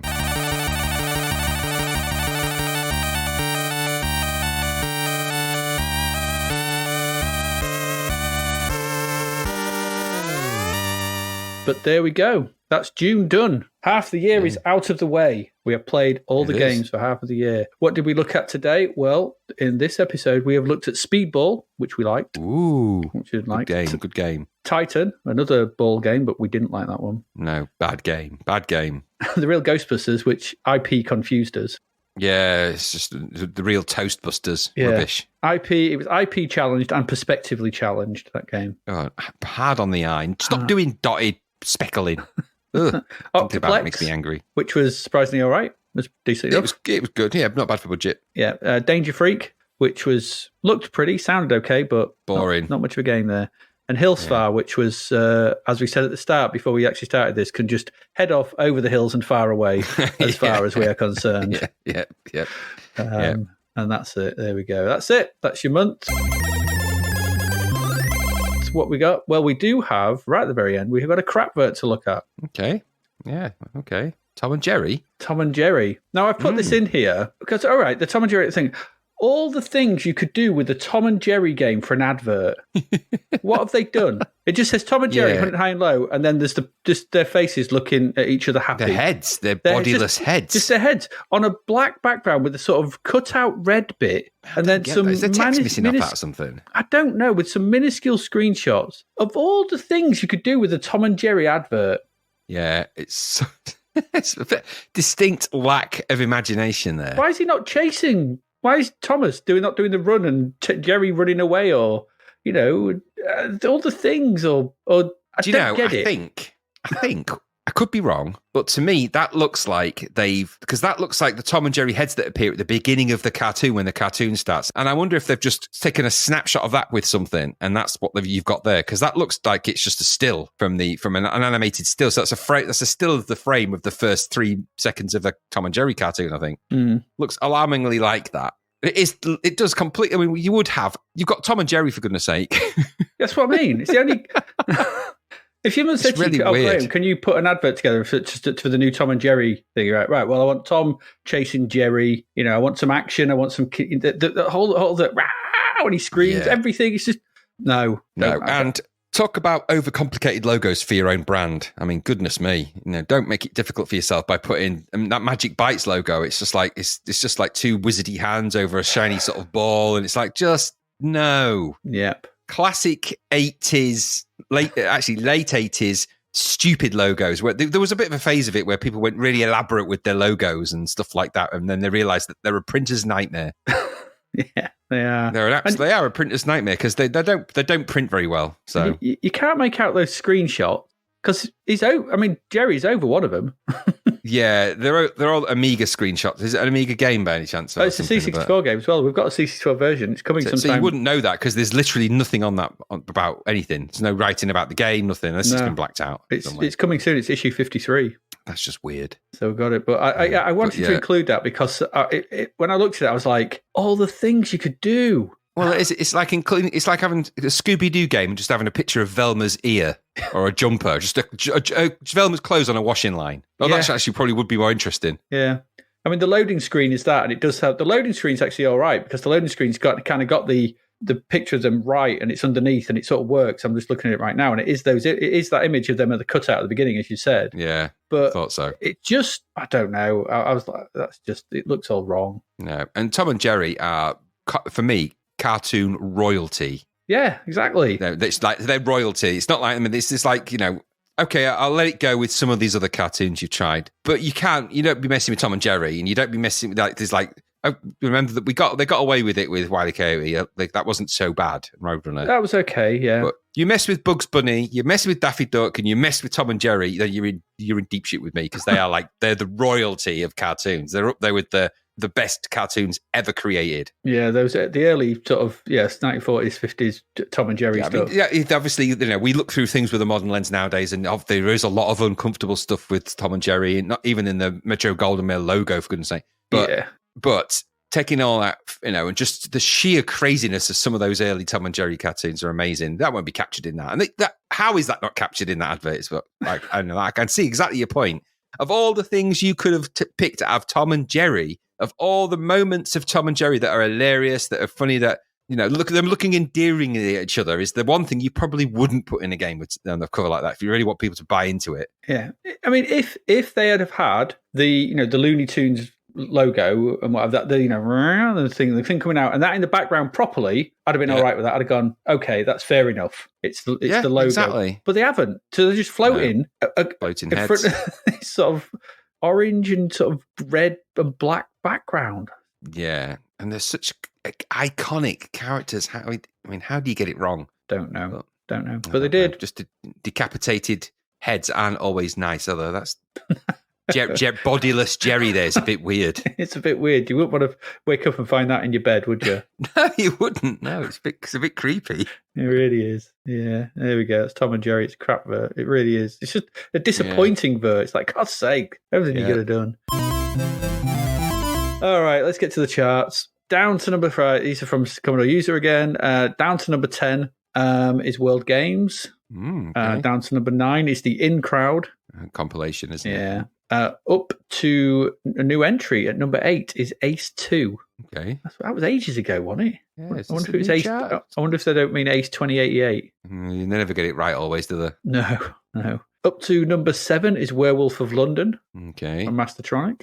New entry at number 6 is League Challenge. What league? Okay. I don't know. If it's another football game, I'm dreading it already. Up to number 5 is Turbo Spirit. So they can't. Oh, for God's sake. So they have got it wrong. Yeah. They never get this right. How did they get it wrong? Turbo Spirit. I'd have played Turbo Spirit. That sounds great. Just a really fast ghost. Turbo Sprit, yeah. Terrible game as well. Yeah, Goodness. dreadful. Up to number 4 is Super Cycle. Okay. Down to number 2 is Dragon Ninja. Up to number 2 is Emlyn Hughes' International Soccer. That's weird. Let's climb in the charts. Where's Microsoft? Microprose. What do you call it? Yeah, it was Microprose Soccer. I reckon the 15 quid price tag did that. Yeah, could have done. And still reigning at number 1 is RoboCop. Also in the charts at number 11, Joe Blade 2. Vet Clemens at number 12. The double at number 13. Still loading.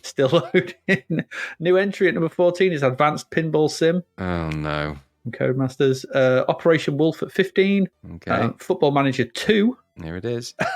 Who's this?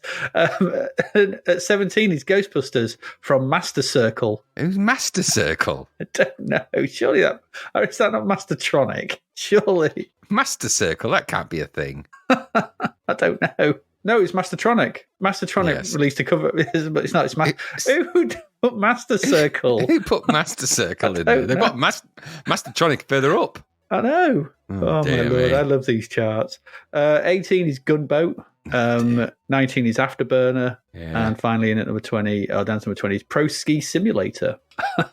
Master Circle and Master Turbo Circle. Spirit. Stupid idiots. Honestly.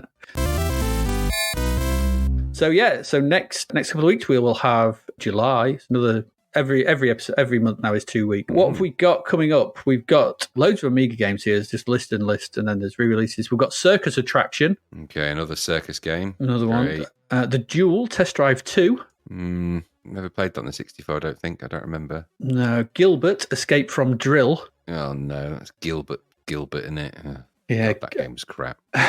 Grand Monster Slam. Oh no, what's the weird name for the creatures in that? I can't what they call them. I've got a really weird name. We'll come across it next time. I can't remember. Halls of Montezuma. Okay. I think that's one. The longest title ever, Jack Nicklaus's greatest 18 holes of Major Championship Golf, although in here it says Major Championship Gold. Oh God, they're so stupid. Zap and things, they're all as bad as each other. Cockatony Wilf. Is that really old? Yeah, it is. It must be a reissue. Well, we've never looked at it, so I guess we'll be looking at it. Yeah. Navy Moves. Oh dear, it's good music in Navy Moves though. Jerome Tell music, it's good. Okay. Overrun. Okay. Phobia. It's a shoot 'em up. It's what's his name's, isn't it? Tony Crowther, isn't it? Tony Crowther shoot 'em up. That'd be rock hard. Yeah, probably. Project Firestart. I'm looking forward to that. Yeah, I am as well. I've heard someone say that it's like one of the earliest sort of survival horror games. Yeah, and it's also got a vibe of this kind of another world type vibe. Yeah, so interesting. Very filmic. Yeah, quite look forward to that one. I think the strategy section is back to the Storm Across Europe, so I think that's a strategy game. Stormlord. Okay, that's Ralph Checo, isn't it? I think so. Yeah, so it's going to be another one of those flick screen, very pretty, rock hard. Yeah, really good music in Stormlord from the Maniacs. Yeah. Street Cred Boxing. That doesn't sound very good. It doesn't. I think that's it. That's all we got. Okay. Wow. Okay.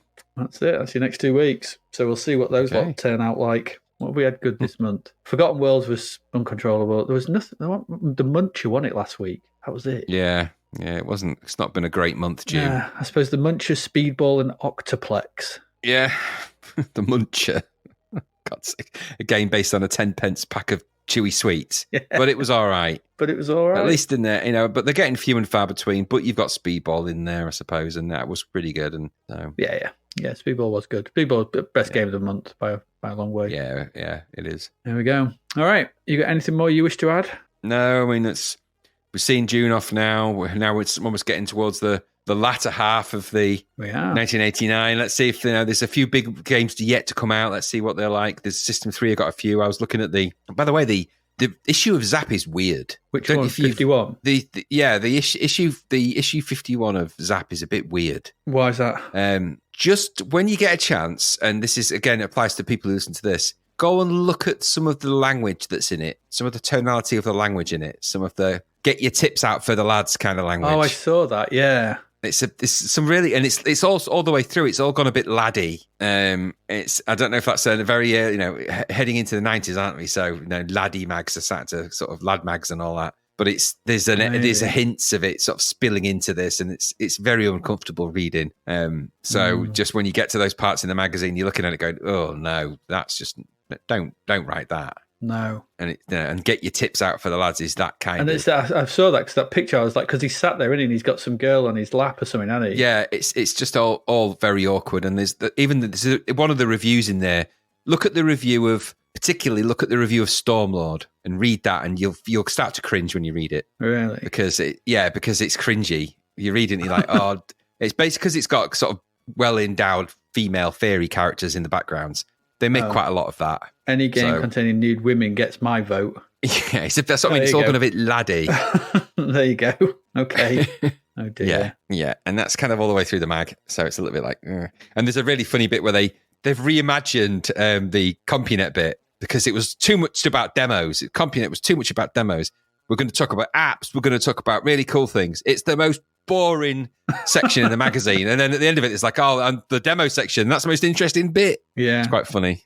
So, but I mean, this was the point, isn't it? Where they booted out 50. We haven't really mentioned it or anything, but this is where they booted the Katie. And Gordon completely different team of reviewers and Math. I think was it Math Evans? They just booted them, didn't they? Got rid of them. Yeah, they've got rid of them all. They've got new ones in, and it's just there's a weird vibe to the magazine. You can start to see it's sort of taking a bit of a weird turn. I think it wasn't long after here. I think I was about 50, like I said, 52, 53 where I stopped buying it. I think I'd just tuned out of C64 by this point. So, but we will see when we discuss it next week. But there you go. 6 months still to go. Right. On that note, I have been Adrian Mills. And I have been Graham Raddings. And you have been listening to Zapped to the Past. And we are looking for some kind of quest in Hillsfar. Something to do. Something to make us want to play this damn thing because there's naff all around. And we will see you again next week. Goodbye. Thank you for listening to the Zapped to the Past podcast. We hope you enjoyed our deep dive into the world of Commodore 64 games, as well as the music, films and TV from around the 1980s, driven, of course, by the issue of Zap 64 magazine published at that time. We will return with a whole new batch of games and stuff to talk about next week. Until then, if you want to listen to or download previous episodes of Zapped to the Past, and why wouldn't you, they can all be found on our website at zappedtothepast.com, as well as being available on Podbean, Apple Podcasts, Google Podcasts, Spotify, Deezer, Audible, Player FM, and, well, pretty much anywhere where we can upload them. By the way, we do always love to hear from our amazing listeners, so if you'd like to contact us about anything in the podcast or beyond, you can do so by emailing us at zappedtothepast@gmail.com. We're also active on Twitter under @ZapTother, as well as Facebook, Instagram, and most social media platforms. Just search for Zap to the Past and you'll find us. Oh, and if you like the podcast and what we're doing, please do like, share, review, rate us. It really helps. Something, apparently. The Zap to the Past podcast is written and produced by Adrian Mills and Graham Raddings, and recorded at Flaky Bits 2.0 Studio. All opinions expressed are those of the writers, and while we indeed love Zap 64 magazine, the Zap to the Past podcast is not affiliated with it in any way. Stay safe, see you next time, and remember, we play these games so you don't have to.